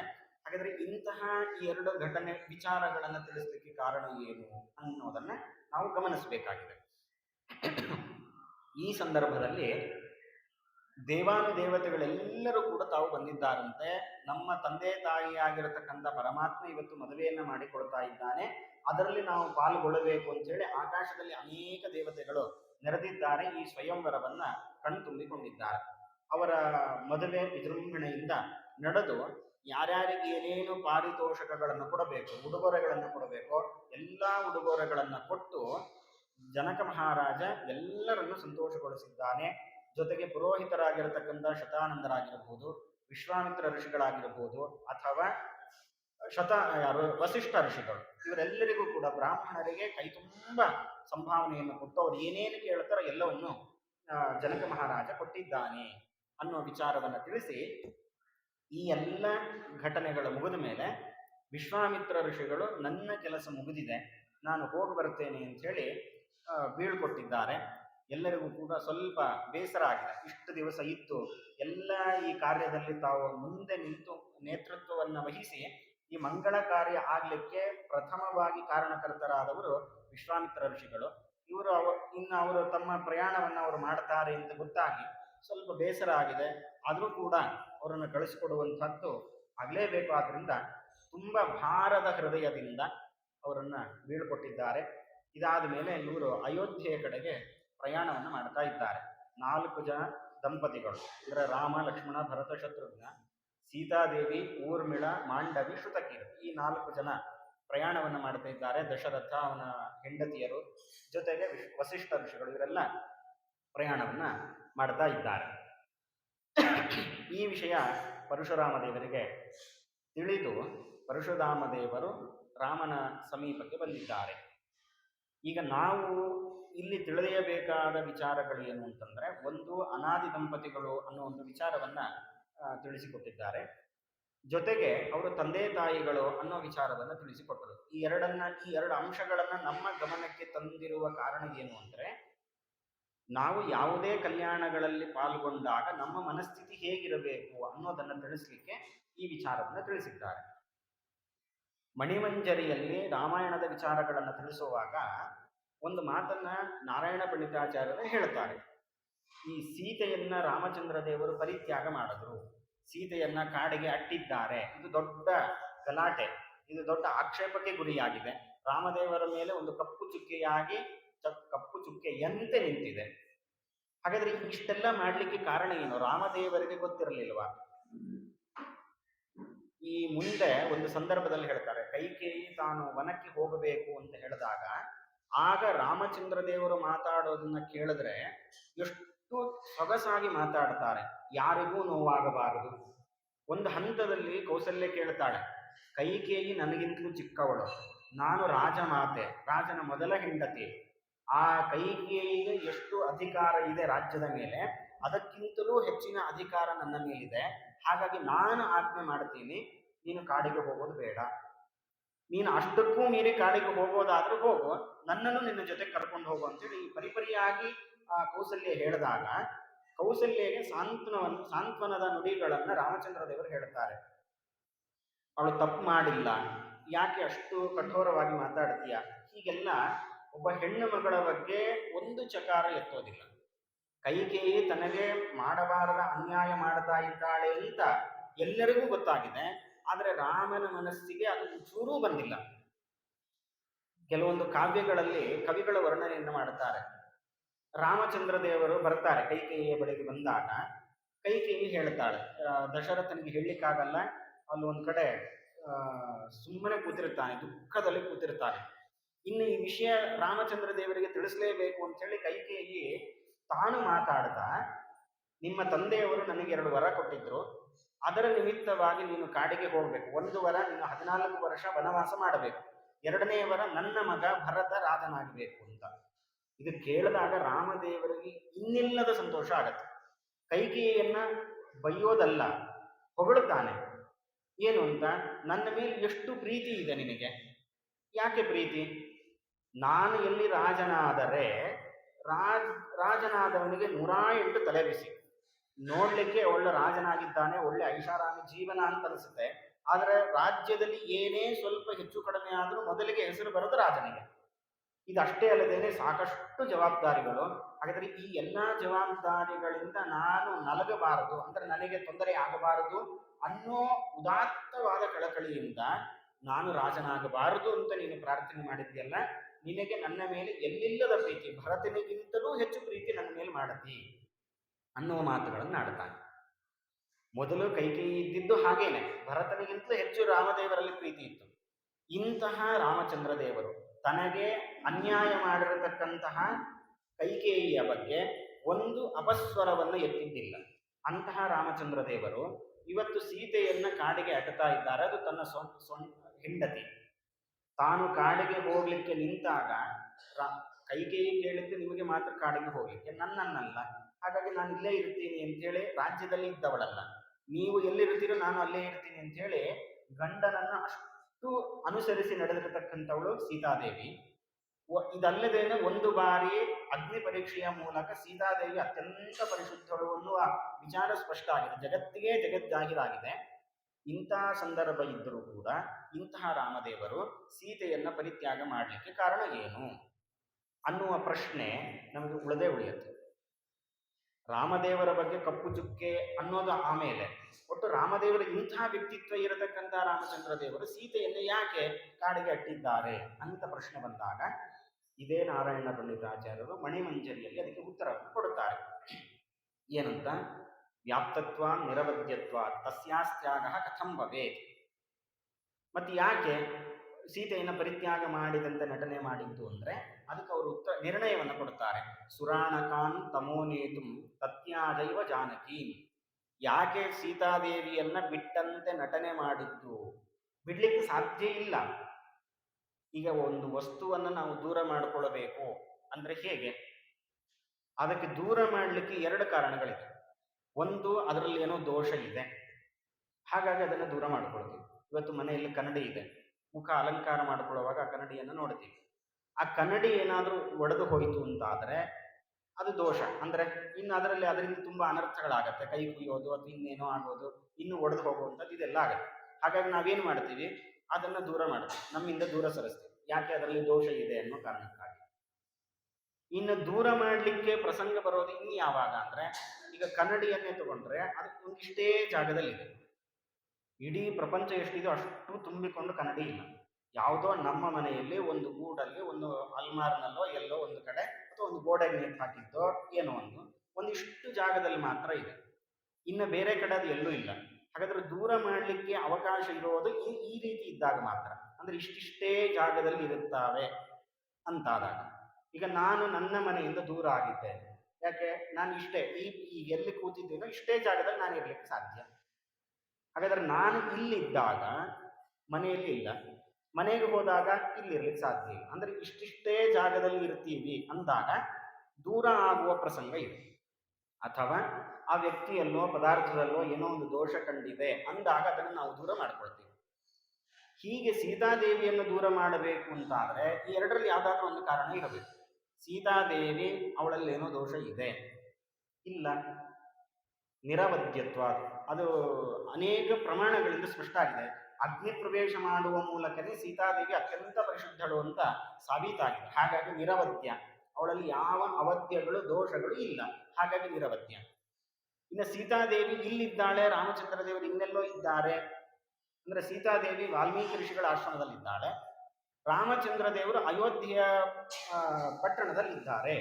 ಈ ದೂರ ದೂರ ಇದ್ದಾರೆ ಅಂತ ಆಗಬೇಕು ಈ ದೂರ ಆಗೋದು ಅಂದ್ರೆ. ಆದ್ರೆ ಅವರಿಬ್ಬರು ಇಲ್ಲದೇ ಇರತಕ್ಕಂಥ ಜಾಗವೇ ಇಲ್ಲ ಅಂತ ಹೇಳ್ತಾರೆ. ಲಕ್ಷ್ಮೀದೇವಿಗೆ ಸಮನ ಅಂತ ಹೆಸರು. ಯಾಕೆ? ಪರಮಾತ್ಮ ಎಲ್ಲೆಲ್ಲಿದ್ದಾನೋ, ಯಾವ ಯಾವ ಸ್ಥಳದಲ್ಲಿದ್ದಾನೋ ಆ ಎಲ್ಲಾ ಸ್ಥಳದಲ್ಲಿ ಲಕ್ಷ್ಮೀದೇವಿ ಇದ್ದಾಳೆ. ಪರಮಾತ್ಮ ಯಾವ ಯಾವ ಕಾಲದಲ್ಲಿದ್ದಾನೋ ಆ ಎಲ್ಲಾ ಕಾಲದಲ್ಲೂ ಲಕ್ಷ್ಮೀದೇವಿ ಇದ್ದಾಳೆ. ಗುಣತಃ ಮಾತ್ರ ಸಾಮ್ಯ ಇಲ್ಲ, ಕಾಲತಃ ದೇಶತಃ ಸಾಮ್ಯತೆ ಇರೋದ್ರಿಂದ ಲಕ್ಷ್ಮೀದೇವಿಗೆ ಸಮಾನ ಅಂತ ಹೆಸರು. ಕಾಲತಃ ಸಮಾನಳಾಗಿದ್ದಾಳೆ, ಮತ್ತೆ ದೇಶತಃ ಸಮಾನಳಾಗಿದ್ದಾಳೆ, ಆದ್ರಿಂದ ಅವಳಿಗೆ ಸಮಾನ. ಹೀಗಿರಬೇಕಾದಾಗ ಲಕ್ಷ್ಮೀದೇವಿಯನ್ನು ಸೀತಾದೇವಿಯನ್ನು ಪರಿತ್ಯಾಗ ಮಾಡಲಿಕ್ಕೆ ಸಾಧ್ಯ ಇಲ್ಲ. ಮತ್ತೇನು ಮಾಡಿದ್ದು? ಪರಿತ್ಯಾಗ ಮಾಡಿದಂತೆ ನಟನೆ ಮಾಡಿದ್ದು. ಈ ನಟನೆಯನ್ನಾದರೂ ಯಾಕೆ ಮಾಡಿದ್ದು ಅಂದ್ರೆ ಅದಕ್ಕೆ ನಿರ್ಣಯ ಕೊಟ್ಟಿದ್ದು ಸುರಾಣಕಾನ್ ತಮೋನೀತು. ಸುರಾಣಕರು ಅಂತ ಒಂದು ದೈತ್ಯರ ಗುಂಪು. ಅವರು ಸ್ವಲ್ಪ ವಿಚಾರ ಮಾಡ್ತಾರೆ, ನಾವು ದೇವರನ್ನ ಅಥವಾ ಬ್ರಹ್ಮದೇವರನ್ನ ಒಲಿಸಿಕೊಂಡು ನನಗೆ ಮರಣ ಬರಬಾರದು, ನಾನು ಅಮರನಾಗಬೇಕು, ನಾನು ಅಜೇಯನಾಗಬೇಕು ಅಂತ ಹೀಗೆಲ್ಲ ಕೇಳಿದ್ರೆ ನಾವು ಕೇಳಿದ್ದಕ್ಕಿಂತಲೂ ಇನ್ನೇನೋ ತಲೆ ಉಪಯೋಗಿಸಿ ದೇವರು ನಮ್ಮನ್ನ ನಾಶ ಮಾಡೇ ಮಾಡ್ತಾನೆ. ಹಾಗಾಗಿ ಈ ರೀತಿ ಕೇಳೋದು ಬೇಡ. ಅವರು ಬುದ್ಧಿ ಉಪಯೋಗಿಸಿ ಕೇಳ್ತಾರೆ, ಬ್ರಹ್ಮದೇವರು ಎದುರುಗಡೆ ನಿಂತಾಗ ನಮಗೆ ಮೋಕ್ಷ ಆಗಬೇಕು. ಬ್ರಹ್ಮದೇವರು ಏನೋ ಈಗ ವರ ಕೊಡ್ತೀನಿ ಅಂತ ಬಂದಾಗ ಅವ್ರು ಕೇಳಿದ ವರ ಕೊಡ್ಲಿಲ್ಲ ಅಂತಾದ್ರೆ ಇನ್ಯಾರು ಮುಂದೆ ತಪಸ್ಸನ್ನೇ ಮಾಡ್ಲಿಕ್ಕೆ ಹೋಗಲ್ಲ. ನಾವೆಷ್ಟು ತಪಸ್ಸು ಮಾಡಿದ್ರು ವರ ಕೊಡಲ್ಲ ಅಂತಂದ್ರೆ ಯಾಕೆ ತಪಸ್ಸು ಮಾಡಬೇಕು ಅಂತ ತಪಸ್ಸು ಮಾಡೋರು ಕೈ ಚೆಲ್ಲಿ ಕೊಡ್ತಾರೆ. ಒಂದಿಬ್ಬರಿಗೆ ವರವನ್ನು ಕೊಟ್ಟು ಅದರಿಂದ ಸ್ವಲ್ಪ ಏನೋ ತೊಂದರೆಗಳಾದ್ರೂ ಪರವಾಗಿಲ್ಲ, ಒಳ್ಳೆಯವರು ಯಾವುದೇ ಕಾರಣಕ್ಕೂ ತಪಸ್ಸನ್ನು ಮಾಡೋದು ನಿಲ್ಲಿಸಬಾರದು ಅನ್ನೋದನ್ನು ತೋರಿಸ್ಲಿಕ್ಕೆ ಆಯ್ತು ನಿಮಗೆ ಮೋಕ್ಷ ಆಗತ್ತೆ. ಆದ್ರೆ ಒಂದೇ ಒಂದು ಷರತ್ತಿದೆ, ಏನು ಅಂದ್ರೆ ನೀವು ಲಕ್ಷ್ಮೀನಾರಾಯಣರನ್ನ ಬೇರೆ ಮಾಡಿದರೆ ನಿಮಗೆ ಯೋಗ್ಯವಾದ ಮೋಕ್ಷ ಆಗತ್ತೆ ಅಂತ ಹೇಳಿ ಬ್ರಹ್ಮದೇವರು ವರವನ್ನು ಕೊಡ್ತಾರೆ. ಆ ಸುರಾಣಕರು ನೇರವಾಗಿ ಅಯೋಧ್ಯೆಗೆ ಬಂದು ರಾಮಚಂದ್ರ ದೇವರ ಬಗ್ಗೆ, ಸೀತಾದೇವಿಯ ಬಗ್ಗೆ ಇಲ್ಲ ಸಲ್ಲದ ಮಾತುಗಳನ್ನು ಹೇಳ್ತಾರೆ. ಇವತ್ತು ಅಗಸ ಮಾತಾಡಿತ್ತು ಅಂತ ಕೇಳ್ತಾರಲ್ಲ, ಇದೇ ಸುರಾಣಕರು ಮಾತಾಡಿದ ಮಾತು. ಈಗ ಪರಮಾತ್ಮ ಏನು ಮಾಡಬೇಕು? ಸತ್ಯಂ ವಿಧಾತುಂ ನಿಜ ಭೃತ್ಯ ಭಾಷಿತಂ. ಇದು ಕೇವಲ ನರಸಿಂಹ ಅವತಾರದಲ್ಲಿ ಮಾತ್ರ ಅಲ್ಲ, ಪರಮಾತ್ಮನ ಪ್ರತಿಯೊಂದು ಅವತಾರದಲ್ಲೂ ಈ ಪ್ರತಿಜ್ಞೆಯನ್ನ ಪರಮಾತ್ಮ ತಾನು ಮಾಡ್ತಾನೆ. ಸತ್ಯಂ ವಿಧಾತುಂ ನಿಜ ಭೃತ್ಯ ಭಾಷಿತಂ. ನಿಜ ಭೃತ್ಯರಾದ ಬ್ರಹ್ಮದೇವರು ಹೇಳಿದ್ದಾರೆ ಏನಂತ? ನಿಮಗೆ ಮೋಕ್ಷ ಆಗತ್ತೆ ಅಂತ. ಲಕ್ಷ್ಮೀನಾರಾಯಣರನ್ನು ದೂರ ಮಾಡಬೇಕು ಅಂತ. ಹಾಗಾದ್ರೆ ಆ ಮಾತನ್ನ ನಿಜ ಮಾಡಲಿಕ್ಕೆ ರಾಮದೇವರು ಸೀತೆಯನ್ನ ಬಿಟ್ಟಂತೆ ನಟನೆ ಮಾಡಿದ್ದು. ಈ ಮೂಲಕ ಏನಾಯಿತು ಅಂದ್ರೆ, ಹಾಗಾದ್ರೆ ಸುರಾಣಕರು ಮಾತಾಡಿದ ಪ್ರಭಾವದಿಂದ, ಮಾತಿನ ಪ್ರಭಾವದಿಂದ ಸೀತೆಯನ್ನ ಬಿಟ್ಟಂತೆ ನಟನೆ ಮಾಡಿದ್ದಲ್ವಾ? ಬಿಡ್ಲಿಕ್ಕೆ ಸಾಧ್ಯನೇ ಇಲ್ಲ, ಬಿಟ್ಟಂತೆ ನಟನೆ ಮಾಡಿದ್ದು. ಹಾಗಾದ್ರೆ ಬ್ರಹ್ಮದೇವರ ವರ ಸತ್ಯ ಆಯಿತು, ನೀವು ಲಕ್ಷ್ಮೀನಾರಾಯಣರನ್ನ ದೂರ ಮಾಡಿದರೆ ನಿಮಗೆ ಯೋಗ್ಯವಾದ ಮೋಕ್ಷ ಆಗತ್ತೆ ಅಂತ. ಅದು ಆಗಿದೆ. ಹಾಗಾದ್ರೆ ಇವರಿಗೆ ಮೋಕ್ಷ ಆಯಿತು. ಅಲ್ಲ, ಮೋಕ್ಷ ಎಲ್ಲ ಆಯಿತು. ಮೋಕ್ಷ ಅನ್ನುವುದರ ಅರ್ಥ ವೈಕುಂಠ ಅನ್ನೋ ಅರ್ಥ ಹೇಗಿದೆಯೋ, ಮೋಕ್ಷ ಅಂದ್ರೆ ಬಿಡುಗಡೆ ಅನ್ನೋ ಅರ್ಥವೂ ಇದೆ. ನಂಗೆ ಯಾವಾಗ ಇದರಿಂದ ಮುಕ್ತಿ ಸಿಗತ್ತೋ ಅಂತ ಕೇಳ್ತೇವೆ. ಏನೋ ತುಂಬಾ ತೊಂದರೆ ಆಗಿದೆ ಅಂತ ಸಂದರ್ಭದಲ್ಲಿ ನಂಗೆ ಸಾಕಾಗೋಗಿದೆ, ಇದರಿಂದ ಯಾವಾಗ ಮುಕ್ತಿ ಸಿಗತ್ತೆ ಅಂತ ನಾವು ಮಾತಾಡ್ಕೊಳ್ಳೋದು. ಹಾಗಾದ್ರೆ ಈ ಮುಕ್ತಿ ಸಿಗೋದು ಅನ್ನೋದರ ಅರ್ಥ ಏನು? ಬಿಡುಗಡೆ ಆಗೋದು ಅಂತ. ಹಾಗಾದ್ರೆ ಸುರಾಣಕರಿಗೆ ಮೋಕ್ಷ ಸಿಕ್ತು ಹೇಗೆ? ಈ ಜಗತ್ತಿಂದ ಬಿಡುಗಡೆಯಾಗಿ ಅವರಿಗೆ ತಮಸ್ಸು ಅನ್ನೋದಾಯ್ತು. ಹಾಗಾದ್ರೆ ಸುರಾಣಕಾನ್ ತಮೋನೇತುಂ ತತ್ಯಾದ ಇವ ಜಾನಕಿ. ಇದು ನಾರಾಯಣ ಪಂಡಿತಾಚಾರ್ಯರು ನಮಗೆ ನಿರ್ಣಯವನ್ನು ಕೊಟ್ಟಿದ್ದು. ಇದು ನಾವೇನು ಅರ್ಥ ಮಾಡ್ಕೊಳ್ಬೇಕೀಗ? ಹಾಗಾದ್ರೆ ಈ ಪ್ರಸಂಗವನ್ನು ಇಟ್ಟುಕೊಂಡು ಲಕ್ಷ್ಮೀನಾರಾಯಣರು ಅನಾದಿ ದಂಪತಿಗಳು ಅನ್ನುವ ಹೇಳೋದಕ್ಕೂ ಸಂಬಂಧ ಏನು? ಎರಡನ್ನು ನಾವು ಹೇಗೆ ತಾಳೆ ಹಾಕಿ ನೋಡಬೇಕು ಅಂತ ವಿಚಾರ ಬಂದರೆ, ನಾವು ಅನೇಕ ಕಲ್ಯಾಣಗಳಲ್ಲಿ ಪಾಲ್ಗೊಳ್ತೀವಿ. ಇವತ್ತು ತಿರುಪತಿ ಆಗಿರಬಹುದು, ಅಥವಾ ರುಕ್ಮಿಣಿ ಕಲ್ಯಾಣ ಆಗಿರ್ಬೋದು, ಸೀತಾ ಕಲ್ಯಾಣ, ಈ ಎಲ್ಲ ಕಲ್ಯಾಣದಲ್ಲಿ ಪಾಲ್ಗೊಂಡಾಗ ನಮ್ಮ ಮನಸ್ಥಿತಿ ಹೇಗಿದೆ ಅದು ನಮಗೆ ಗೊತ್ತೇ ಇಲ್ಲ. ಹೇಗಿದೆ ಅಂದರೆ, ಸಾಮಾನ್ಯ ಬೇರೆ ಜನರ ಮದುವೆಯಲ್ಲಿ ಪಾಲ್ಗೊಂಡಾಗ ಹೇಗೆ ನಮ್ಮ ಮನಸ್ಥಿತಿ ಇದೆಯೋ ಇಲ್ಲೂ ಅದೇ ರೀತಿ ಮನಸ್ಥಿತಿ ಇದೆ. ಇದು ಕಲ್ಯಾಣ, ನಾನು ಶ್ರೀನಿವಾಸ ಕಲ್ಯಾಣಕ್ಕೆ ಹೋಗ್ತಾ ಇದ್ದೀನಿ, ಅಥವಾ ರುಕ್ಮಿಣಿ ಕಲ್ಯಾಣ, ಸೀತಾ ಕಲ್ಯಾಣ ಹೀಗೆ ಹೇಳ್ತೇವೆ. ಅಂದ್ರೆ ಸಾಮಾನ್ಯ ಜನರ ಕಲ್ಯಾಣ ಹೇಗೋ ಇದು ಒಂದು ಕಲ್ಯಾಣ ಅನ್ನೋ ಭಾವನೆಯಲ್ಲಿ, ಮನಸ್ಥಿತಿಯಲ್ಲಿ ನಾವು ಪಾಲ್ಗೊಂಡ್ರೆ ಏನಾಯ್ತಿದು? ಅಂದ್ರೆ ನಾವು ಸಾಮಾನ್ಯ ಜನರ ಕಲ್ಯಾಣ ಅಂದ್ರೆ ಏನ್ ಅನ್ಕೊಳ್ತೀವಿ? ಹುಡುಗಿ ಒಂದು ಕಡೆ ಇದ್ಲು, ಹುಡುಗ ಒಂದು ಕಡೆ ಇದ್ದಾನೆ, ಇಲ್ಲಿ ತನಕ ಅವರು ಒಟ್ಟಾಗಿರಲಿಲ್ಲ, ಈ ಮದುವೆಯಿಂದ ಅವರು ಒಟ್ಟಾಗ್ತಾ ಇದ್ದಾರೆ ಅನ್ನೋ ಭಾವನೆ ನಮಗೆ ಬರ್ತಾ ಇದೆ. ಇಲ್ಲೂ ಕೂಡ ನಮಗೆ ಗೊತ್ತಿಲ್ಲದೇನೆ ಆ ಭಾವನೆಯಲ್ಲೇ ನಾವಿದ್ದೇವೆ. ಅಂದ್ರೆ ಸುರಾಣಕರ ಪ್ರಭಾವ ಅದು ನಮ್ಮ ಮೇಲೆ ಎಷ್ಟು ಪರಿಣಾಮ ಬೀರಿದೆ ಅಂದ್ರೆ, ಅವರ ಅನಾದಿ ದಂಪತಿಗಳು ಅಂತ ನಮಗೆ ಮತ್ತೆ ಎಚ್ಚರಿಸಬೇಕಾದ ಪರಿಸ್ಥಿತಿ ಬಂತು. ಹಾಗಾಗಿ ಅಷ್ಟು ಪ್ರಭಾವವನ್ನು ಬೀರಿ ನಮ್ಮನ್ನ ತಪ್ಪು ದಾರಿಯಲ್ಲಿ ಕರ್ಕೊಂಡು ಹೋಗಬೇಕು ಅಂತೇಳಿ ಸುರಾಣಕರ ಪ್ರಯತ್ನವನ್ನು ಪಡುವಾಗ ನಾರಾಯಣ ಪಂಡಿತಾಚಾರ್ಯರು ನಮಗೆ ತಿಳಿಸಿದ್ದೇನು ಅಂದ್ರೆ, ಅವರು ಅನಾದಿ ದಂಪತಿಗಳು. ಸುರಾಣಕರು ಹೇಗೆ ರಾಮದೇವರನ್ನ ವಿಯೋಗ ಮಾಡಲಿಕ್ಕೆ ಆಗಲಿಕ್ಕೆ ಕಾರಣ ಆದರಲ್ಲ, ಅದರಿಂದ ಅವರಿಗೆ ಅನರ್ಥ ಆಗಿದೆ. ಅವರು ಪರಮ ದುಷ್ಟರು ಆದ್ದರಿಂದ ಅವರಿಗೆ ದುರ್ಗತಿ ಆಯಿತು. ನಾವೆಲ್ಲರೂ ಕೂಡ ಅಷ್ಟು ದುಷ್ಟರಲ್ಲ, ನಮಗೆ ದೇವರ ಮೇಲೆ ಭಕ್ತಿ ಇದೆ, ದೇವರು ಅಂದ್ರೆ ನಂಬಿಕೆ ಇದೆ, ಪ್ರಾರ್ಥನೆಯನ್ನು ಮಾಡ್ತೀವಿ, ಧಾರ್ಮಿಕ ಚಟುವಟಿಕೆಗಳಲ್ಲಿ ಪಾಲ್ಗೊಳ್ತೀವಿ. ಇಷ್ಟಿರೋದ್ರಿಂದ ನಮಗೆ ಗೊತ್ತಿಲ್ಲದೇನೆ ಈ ಬುದ್ಧಿ ಇರೋದ್ರಿಂದ ಸ್ವಲ್ಪ ಮಟ್ಟಿಗೆ ನಮಗೆ ಶಿಕ್ಷೆಯನ್ನು ಕೊಟ್ಟು ಇನ್ನು ಉಳಿದದ್ದು ಅನುಗ್ರಹ ಮಾಡ್ತಾನೆ. ಹಾಗಾದ್ರೆ ಯಾಕೆ ನಮಗೆ ಅಷ್ಟು ದೋಷ ಬರ್ತಾ ಇಲ್ಲ ಅಂದ್ರೆ, ನಮಗೆ ಅವರಷ್ಟು ಕೆಡಕು ಬುದ್ಧಿ ಇಲ್ಲ, ನಮಗೆ ದೇವರಲ್ಲಿ ನಂಬಿಕೆ ಇದೆ, ವಿಶ್ವಾಸ ಇದೆ. ಆದರೆ ಒಂದೇ ಒಂದು ಕೊರತೆ ಏನು ಅಂದ್ರೆ, ಅವರು ಅನಾದಿ ದಂಪತಿಗಳು ಅನ್ನೋ ಭಾವನೆ ನಮಗೆ ಮೊದಲಿಂದ ಬಂತು ಅಂತಾದ್ರೆ ಯಾವ ತೊಂದರೆ ಇಲ್ಲ, ಅದರಿಂದ ನಮಗೆ ಕಲ್ಯಾಣ ಆಗತ್ತೆ. ಹಾಗಾದ್ರೆ ಸೀತಾ ಕಲ್ಯಾಣ ಅನ್ನೋದರ ಅರ್ಥ ಏನು, ಸಂಕೇತ ಏನು ಅಂದ್ರೆ, ಅವರು ಅನಾದಿ ದಂಪತಿಗಳು ಅನ್ನುವುದನ್ನ ಅನುಸಂಧಾನ ಮಾಡಿದಾಗ ಇದು ನಮಗೆ ಕಲ್ಯಾಣ. ಹಾಗಾಗಿ ಅವರ ಕಲ್ಯಾಣವನ್ನು ಯಾಕೆ ಮಾಡಿಕೊಳ್ತಾರೆ? ದಾಸರು ಹೇಳ್ತಾರಲ್ಲ, ತನ್ನ ಭಕುತರಿಗಾಗಿ ಮದುವೆ ಹವಣಿಸಿಕೊಂಡೆ ಅಂತ. ನಿನ್ನ ದರ್ಶನಕ್ಕೆ ಬಂದವನಲ್ಲವೋ ಪುಣ್ಯವಂತರ ದಿವ್ಯ ಚರಣ ನೋಡಲು ಬಂದೆ ಅಂತ ಹೇಳಿದಾಗ ಅವರು ಹೇಳುವಂತಹ ಮಾತು ಏನು ಅಂದ್ರೆ, ತನ್ನ ಭಕುತರಿಗಾಗಿ ಮದುವೆ ಹವಣಿಸಿಕೊಂಡೆ. ನಿನಗೆ ಮದುವೆ ಆಗಬೇಕು, ಇಲ್ಲಿ ತನಕ ಹೆಣ್ಣು ಇಲ್ಲ ಅನ್ನೋ ಕಾರಣಕ್ಕಾಗಿ ನೀನು ಮದುವೆ ಮಾಡಿಕೊಂಡಿದ್ದಲ್ಲ. ಮತ್ತೇನು, ಆ ಮದುವೆಯಲ್ಲಿ ಯಾರು ಪಾಲ್ಗೊಳ್ತಾರೆ ಅವರು ಅನಾದಿ ದಂಪತಿಗಳು ಅಂತ ಅನುಸಂಧಾನ ಮಾಡ್ತಾರೆ ಅಂತಾದ್ರೆ ಅಂತಹ ವ್ಯಕ್ತಿಗಳಿಗೆ ಕಲ್ಯಾಣ ಆಗತ್ತೆ. ಆ ಕಲ್ಯಾಣವನ್ನು ಉಂಟು ಮಾಡಲಿಕ್ಕೆ ತಾನು ಮದುವೆ ಮಾಡಿಕೊಂಡಂತ ನಟನೆ ಮಾಡ್ತಾನೆ. ಅವನು ಮದುವೆ ಆಗಬೇಕಾದದ್ದಿಲ್ಲ. ಯಾಕೆಂದ್ರೆ ಅವನು ಅನಾದಿ ದಂಪತಿಗಳು, ಅವರಿಬ್ಬರು ಅವ್ರು ಯಾವಾಗಲೂ ಒಟ್ಟಿಗೆ ಇರ್ತಾರೆ. ಅವರು ಇವತ್ತು ಸೀತೆ ಮಿಥಿಲಾ ನಗರದಲ್ಲಿದ್ದಾಳೆ, ರಾಮಚಂದ್ರ ದೇವರು ಅಯೋಧ್ಯೆಯಲ್ಲಿದ್ದಾರೆ, ಇಬ್ಬರು ಇವತ್ತು ಒಂದಾಗಿದ್ದಾರೆ ಅನ್ನೋ ಭಾವನೆ ನಮ್ಮಲ್ಲಿ ಬಂತು ಅಂತ ಅಂದ್ರೆ ಅದೇನಾಗತ್ತೆ, ಅವರಿಬ್ಬರನ್ನ ಬೇರೆ ಮಾಡಿದಂತೆ ಆಗತ್ತೆ. ಅಂದ್ರೆ ಇಷ್ಟು ದಿವಸ ಅವರು ಬೇರೆ ಬೇರೆ ಇದ್ರು ಅನ್ನೋ ಮನಸ್ಥಿತಿ ನಮ್ಮದು ಅಂತ ಆಯ್ತಲ್ವ. ಇದಾಗಬಾರದು ಅನ್ನೋ ಕಾರಣಕ್ಕೋಸ್ಕರ ನಮಗೆ ಎಚ್ಚರ ಕೊಟ್ಟಿದ್ದೇನು ಅಂದ್ರೆ, ಅವರು ಅನಾದಿ ದಂಪತಿಗಳು. ಇವತ್ತು ನಾವು ನೈವೇದ್ಯ ಮಾಡುವಾಗ, ಅಭಿಷೇಕವನ್ನು ಮಾಡುವಾಗ, ಉತ್ಸವಗಳನ್ನು ಮಾಡುವಾಗ ಎಲ್ಲಾ ಸಂದರ್ಭದಲ್ಲೂ ಅವರಿಬ್ಬರನ್ನು ಒಟ್ಟಿಗೆ ಅನುಸಂಧಾನ ಮಾಡಬೇಕು ಅನ್ನೋದನ್ನ ರುಕ್ಮಿಣೀಶ ವಿಜಯದಲ್ಲಿ ವಾದಿರಾಜ ಸ್ವಾಮಿಗಳು ಸ್ಪಷ್ಟವಾಗಿ ಉಲ್ಲೇಖ ಮಾಡುತ್ತಾರೆ. ಸ್ನಾನಾಭ್ಯಂಜನ ಭೋಜನಾದಿ ವಿವಿಧ ಕ್ರೀಡಾಸು, ಮೂಲ ರೂಪದಲ್ಲಿ ಅವತಾರ ರೂಪಗಳಲ್ಲಿ ಸ್ನಾನ ಅಂದ್ರೆ ಅಭಿಷೇಕಾದಿಗಳು, ಅಭ್ಯಂಜನ ಅಂದ್ರೆ ದೀಪಾವಳಿ ಮುಂತಾದ ಸಂದರ್ಭಗಳಲ್ಲಿ ದೇವರಿಗೇನು ಅಭ್ಯಂಜನ ಮಾಡ್ತೀವಿ ಅಂತಹ ಸಂದರ್ಭದಲ್ಲಿ, ಭೋಜನಾದಿ ವಿವಿಧ ಕ್ರೀಡಾಸು, ಭೋಜನ ಅಂತಂದ್ರೆ ದೇವರಿಗೆ ನೈವೇದ್ಯವನ್ನು ಸಮರ್ಪಣೆ ಮಾಡುವಾಗ, ವಿವಿಧ ಕ್ರೀಡಾಸು ಅದು ವಸಂತೋತ್ಸವ ಆಗಿರಲಿ ಅಥವಾ ಇನ್ಯಾವ್ಯಾವುದೋ ಉತ್ಸವಗಳಾಗಿರಲಿ, ಬ್ರಹ್ಮೋತ್ಸವ ಮತ್ತು ಯಾವುದೇ ಉತ್ಸವಗಳಾಗಿರಲಿ, ಲಕ್ಷ್ಮೀನಾರಾಯಣರಿಗೆ ಸಂಬಂಧಪಟ್ಟಂತಹ ಯಾವುದೇ ಸೇವೆಯನ್ನ ಮಾಡುವಾಗ ಅವರಿಬ್ಬರನ್ನ ಒಟ್ಟಿಗೆ ಅನುಸಂಧಾನ ಮಾಡಬೇಕು ಅನ್ನೋ ಮಾತನ್ನ ರುಕ್ಮಿಣೀಶ ವಿಜಯದಲ್ಲಿ ರಾಜರು ಸ್ಪಷ್ಟವಾಗಿ ತಿಳಿಸಿಕೊಡ್ತಾರೆ. ಇದರ ಮೇಲೆ ನಮಗೆ ಬರುವಂತಹ ಕೆಲವೊಂದು ಸಂಶಯಗಳೇನು ಅಂದ್ರೆ, ಲಕ್ಷ್ಮೀದೇವಿ ಗಂಡನನ್ನ ಜೊತೆಗೆ ಒಟ್ಟಿಗೆ ಹೇಗೆ ಊಟ ಮಾಡ್ತಾಳೆ? ತಾನು ಮೊದಲು ಲಕ್ಷ್ಮೀದೇವಿ ಊಟಕ್ಕೆ ಹಾಕಿ ಆಮೇಲೆ ತಾನು ಊಟ ಮಾಡಬೇಕಲ್ವಾ, ಪತಿವ್ರತೆಯಾದವಳು ಅಂತ. ಇದರಲ್ಲಿ ಎರಡು ಅಂಶಗಳನ್ನು ನಾವು ಗಮನಿಸಬೇಕು. ಒಂದು, ಲಕ್ಷ್ಮೀದೇವಿ ನಮ್ಮಂತೆ ಅಲ್ಲ. ನಮಗಾದರೆ ಒಂದೊಂದೇ ರೂಪ, ಹೆಂಡತಿ ಒಬ್ಳೆ, ಗಂಡ ಒಬ್ಬನೇ. ಅವಳಿಗೆ 10 ರೂಪಗಳು 5 ರೂಪಗಳು ಅಂತಿಲ್ಲ. ಲಕ್ಷ್ಮೀದೇವಿ ಹಾಗಲ್ಲ.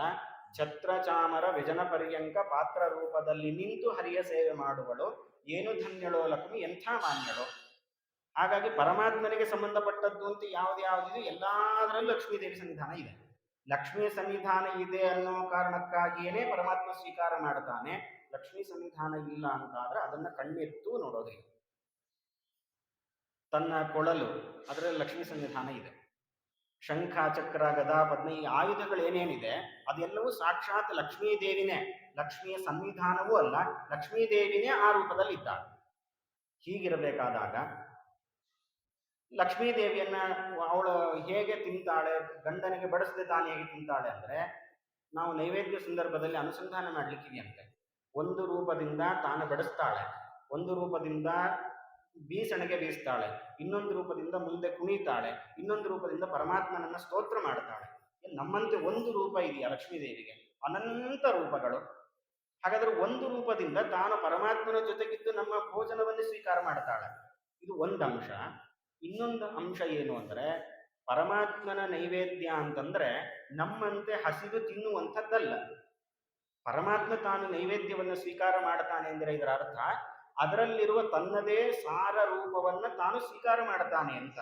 ಶುಭಂ ವಿಭತ್ಯಸೋ ನಿತ್ಯಂ ನಾಶುಭಂ ಸಹರಿ ಪ್ರಭೇತ್ ಪೂರ್ಣಾನಂದಮಯಸ್ಯಾಸ್ಯ ಚೇಷ್ಟಾನ ಜ್ಞಾಯತೆ ಕ್ವಚಿತ್. ಹಾಗಾಗಿ ಈ ಮಾತನ್ನ ದ್ರೌಪದಿಯ ಸಂದರ್ಭದಲ್ಲಿ ಆ 5 ಜನರನ್ನ ಮದುವೆ ಆಗಬೇಕು ಅಂತ ಬಂದಾಗ ಆಚಾರ್ಯರು ಒಂದು ನಿರ್ಣಯವನ್ನು ಕೊಡ್ತಾರೆ. ದೇವಭುಕ್ತಿ ಅಂದ್ರೆ ದೇವತೆಗಳು ಅದನ್ನು ಭೋಗ ಮಾಡೋದೇ ಬೇರೆ ಕ್ರಮ, ಮನುಷ್ಯರು ಭೋಗ ಮಾಡೋದೇ ಬೇರೆ ಕ್ರಮ. ನಾವು ಅದನ್ನು ತಗೊಂಡು ಜಗಿದು ತಿಂದು ನುಂಗಿ ನೀರು ಕುಡಿಯಬೇಕು. ದೇವರುಗಳದ್ದು ಹಾಗಲ್ಲ. ಇನ್ನು ಪರಮಾತ್ಮನದ್ದಂತೂ ಅವರನ್ನೂ ಮೀರಿರುವಂತಹ ಭೋಗ. ಹಾಗಾಗಿ ನೈವೇದ್ಯ ಸಂದರ್ಭದಲ್ಲಿ ಲಕ್ಷ್ಮೀದೇವಿ ಹೇಗೆ ಅನುಸಂಧಾನ ಮಾಡೋದು ಅಂದ್ರೆ, ನಮ್ಮಂತೆ ಊಟ ಮಾಡೋದಲ್ಲ. ನಮ್ಮಂತೆ ಒಂದೊಂದೇ ರೂಪ ಲಕ್ಷ್ಮೀದೇವಿಗೆ ಇಲ್ಲ. ಆದ್ರಿಂದ ಒಂದು ರೂಪದಿಂದ ತಾನು ಬಡಿಸ್ತಾಳೆ, ಒಂದು ರೂಪದಿಂದ ತಾನು ಇದ್ದು ಸ್ವೀಕಾರ ಮಾಡ್ತಾಳೆ. ಹಾಗಾಗಿ ಇದನ್ನ ನಾವು ಅನುಸಂಧಾನ ಮಾಡಬೇಕು ಅನ್ನೋದನ್ನ ನಮಗೆ ತಿಳಿಸಿಕೊಡ್ತಾರೆ. ವರಮಹಾಲಕ್ಷ್ಮಿ, ಅನಂತ ವ್ರತ ಈ ಸಂದರ್ಭಗಳಲ್ಲೂ ನಮ್ಮ ಪಾಡು ಇದೆ. ವರಮಹಾಲಕ್ಷ್ಮಿ ಅಂತಂದ್ರೆ ಇದು ಹೆಣ್ಣು ಮಕ್ಕಳ ಹಬ್ಬ. ಅಲ್ಲಿ ಗಂಡಸರಿಗೆ ಅವಕಾಶವೇ ಇಲ್ಲ. ಬರೀ ಮನೆಯಲ್ಲಿರೋ ಗಂಡಸರಿಗಲ್ಲ, ದೇವರಿಗೂ ಅವಕಾಶ ಇಲ್ಲ. ಈ ಭಾವನೆಯಲ್ಲಿ ನಾವು ಪೂಜೆ ಮಾಡ್ತಾ ಇದ್ದೀವಿ. ಅನಂತ ವ್ರತ ಅಂದ್ರೆ ಇದು ಗಂಡಸರಿಗೆ ಸಂಬಂಧಪಟ್ಟದ್ದು. ಇಲ್ಲಿ ಹೆಣ್ಣು ಮಕ್ಕಳಿಗೆ ಅವಕಾಶ ಇಲ್ಲ, ಲಕ್ಷ್ಮಿಗೂ ಅವಕಾಶ ಇಲ್ಲ. ನಾವು ನೈವೇದ್ಯ ಸಮರ್ಪಣೆ ಮಾಡುವಾಗ ಸಶ್ರೀಕಾಯ ಸಪರಿವಾರಾಯ ಅಂತಾನೆ ಸಮರ್ಪಣೆ ಮಾಡ್ತೀವಿ. ಆದ್ರೆ ಲಕ್ಷ್ಮೀ ದೇವಿಗೆ ಪ್ರತ್ಯೇಕ ಒಂದು ನೈವೇದ್ಯ ದೇವರ ಜೊತೆ ತಿಂದಿಲ್ಲ ಅನ್ನೋ ಭಾವನೆ ಬರ್ತಾ ಇದೆ ಅಂದ್ರೆ ಇದು ಅನರ್ಥಕ್ಕೆ ಕಾರಣ ಆಗುತ್ತೆ. ಅಂದ್ರೆ ನೀವು ಪ್ರತ್ಯೇಕವಾಗಿ ಲಕ್ಷ್ಮೀ ದೇವಿಗೆ ಇನ್ನೊಂದು ರೂಪಕ್ಕೆ ಕೊಡಿ. ಯಾವ ರೂಪದಿಂದ ಲಕ್ಷ್ಮೀ ದೇವಿ ತಾನು ಬಡಿಸಿರ್ತಾಳೋ ಆ ರೂಪಕ್ಕೆ ಇನ್ನೊಂದು ಸಲ ಪ್ರತ್ಯೇಕವಾಗಿ ಕೊಡಿ. ಆದ್ರೆ ಪರಮಾತ್ಮ ಸ್ವೀಕಾರ ಮಾಡುವಾಗ ಲಕ್ಷ್ಮೀ ಸಹಿತನಾಗಿಯೇ ತಾನು ಸ್ವೀಕಾರ ಮಾಡ್ತಾನೆ ಅನ್ನೋ ಒಂದು ಭಾವನೆಯನ್ನ ನಾವು ಅಳವಡಿಸಿಕೊಂಡ್ರೆ, ಅದೇ ರೀತಿಯಲ್ಲಿ ವರಮಹಾಲಕ್ಷ್ಮಿ ಅನಂತ ಮುಂತಾದ ವ್ರತಗಳನ್ನು ಮಾಡುವಾಗ ಅವರಿಬ್ಬರು ಒಟ್ಟಿಗೆ ಇದ್ದಾರೆ ಅನ್ನೋ ಅನುಸಂಧಾನ ಮಾಡಿದ್ರೆ ನಾವು ಪ್ರತ್ಯೇಕವಾಗಿ ಕಲ್ಯಾಣ ಮಾಡುವ ಅಗತ್ಯವೇ ಇಲ್ಲ. ಇದೇ ಕಲ್ಯಾಣ. ಅವರನ್ನ ಅನಾದಿ ದಂಪತಿಗಳು ಅಂತ ಅನುಸಂಧಾನ ಮಾಡೋದಿದೆಯಲ್ವಾ, ಇದಕ್ಕಿಂತಲೂ ದೊಡ್ಡ ಕಲ್ಯಾಣ ಮತ್ತೊಂದಿಲ್ಲ. ಅದು ಅವರ ಕಲ್ಯಾಣ ಮಾಡಿದ ಪುಣ್ಯಕ್ಕೆ ನಾವು ಭಾಗಿಗಳಾಗ್ತೇವೆ. ಆ ಕಲ್ಯಾಣವನ್ನ ಮಾಡಿದ್ದರಿಂದ ನಮಗೂ ಕಲ್ಯಾಣ ಆಗತ್ತೆ ಅನ್ನೋದಕ್ಕಾಗಿ ಪರಮಾತ್ಮ ತಾನು ದಿನನಿತ್ಯದಲ್ಲಿ ಕಲ್ಯಾಣವನ್ನು ತಾನು ಮಾಡಿಕೊಳ್ತಾ ಇದ್ದಾನೆ. ಈ ಅನುಸಂಧಾನವನ್ನು ನೀವು ಮಾಡಿಕೊಂಡು ಈ ಕಲ್ಯಾಣದಲ್ಲಿ ಪಾಲ್ಗೊಂಡ್ರೆ ನಿಮಗೆ ಮಂಗಳ ಇದೆ ಅನ್ನೋದನ್ನ ತಿಳಿಸ್ಲಿಕ್ಕೆ ನಾರಾಯಣ ಪಂಡಿತಾಚಾರ್ಯರು ಅವರನ್ನ ಅನಾದಿ ದಂಪತಿಗಳು ಅನ್ನೋ ಒಂದು ಮಾತನ್ನು ನಮಗೆ ಎಚ್ಚರಿಸಬೇಕಾಯಿತು. ಯಾಕೆಂದ್ರೆ ನಾವು ದಾರಿ ತಪ್ಪುತ್ತಾ ಇದ್ದೇವೆ. ನಮ್ಮನ್ನು ಸರಿ ದಾರಿಗೆ ತರುವಂತಹ ಜವಾಬ್ದಾರಿಯನ್ನು ಅವರು ಹೊತ್ತಿದ್ದಾರೆ. ಇವತ್ತಿಗೂ ಆ ಕೆಲಸವನ್ನು ಮಾಡ್ತಾ ಇದ್ದಾರೆ. ಅವರು ಹೇಳಿದ ದಾರಿಯಲ್ಲಿ ನಾವು ನಡೆದಿದ್ದು ಅಂತಾದರೆ ನಮಗೆ ಪರಮಾತ್ಮನ ಅನುಗ್ರಹ ಆಗತ್ತೆ ಅನ್ನೋದಕ್ಕೆ ಇದೊಂದು ಉದಾಹರಣೆಯನ್ನಾಗಿ ನಾವು ತೆಗೆದುಕೊಳ್ಳಬೇಕು ಅಂತ ತಿಳಿಸ್ತಾ, ಇನ್ನ ಅವರನ್ನ ತಂದೆ ತಾಯಿಗಳು, ಜಗತ್ತಿಗೆ ತಂದೆ ತಾಯಿಗಳು ಅಂತ ಒಂದು ವಿಚಾರವನ್ನು ತಿಳಿಸಿದ್ದಾರೆ. ಅದರ ಹಿನ್ನೆಲೆ ಏನು, ಯಾಕೆ ಅವರನ್ನ ತಂದೆ ತಾಯಿ ಅಂತ ತಿಳ್ಕೊಳ್ಬೇಕು, ಇದನ್ನ ನಮಗೆ ತಿಳಿಸ್ಲಿಕ್ಕೆ ಕಾರಣ ಏನು ಅನ್ನೋ ಒಂದು ವಿಚಾರವನ್ನ ಮುಂದಿನ ಪ್ರವಚನದಲ್ಲಿ ಗಮನ ಹರಿಸೋಣ ಅಂತ ಹೇಳ್ತಾ 4 ವಾಕ್ಯಸಮಗಳನ್ನು ಪರಮಾತ್ಮನ ಅಡಿದಾವರೆಗಳಲ್ಲಿ ಸಮರ್ಪಣೆಯನ್ನು ಮಾಡ್ತಾ ಇದ್ದೇನೆ. ಶ್ರೀಕೃಷ್ಣಾರ್ಪಣಮಸ್ತು. ಕಾಯೇನ ವಾಚ ಮನಸೇಂದ್ರಿಯರ್ವಾ ಬುದ್ಧ್ಯಾತ್ಮನಾ ವಾ ಅನುಸೃತ ಸ್ವಭಾವಂ ಕರೋಮಿ ಯದ್ಯತ್ ಸಕಲಂ ಪರಸ್ಮೈ ನಾರಾಯಣಾಯೇತಿ ಸಮರ್ಪಯಾಮಿ. ಸರ್ವಂ ಶ್ರೀಕೃಷ್ಣಾರ್ಪಣಮಸ್ತು. ಶ್ರೀಮಧ್ಯೇಶಾರ್ಪಣಮಸ್ತು.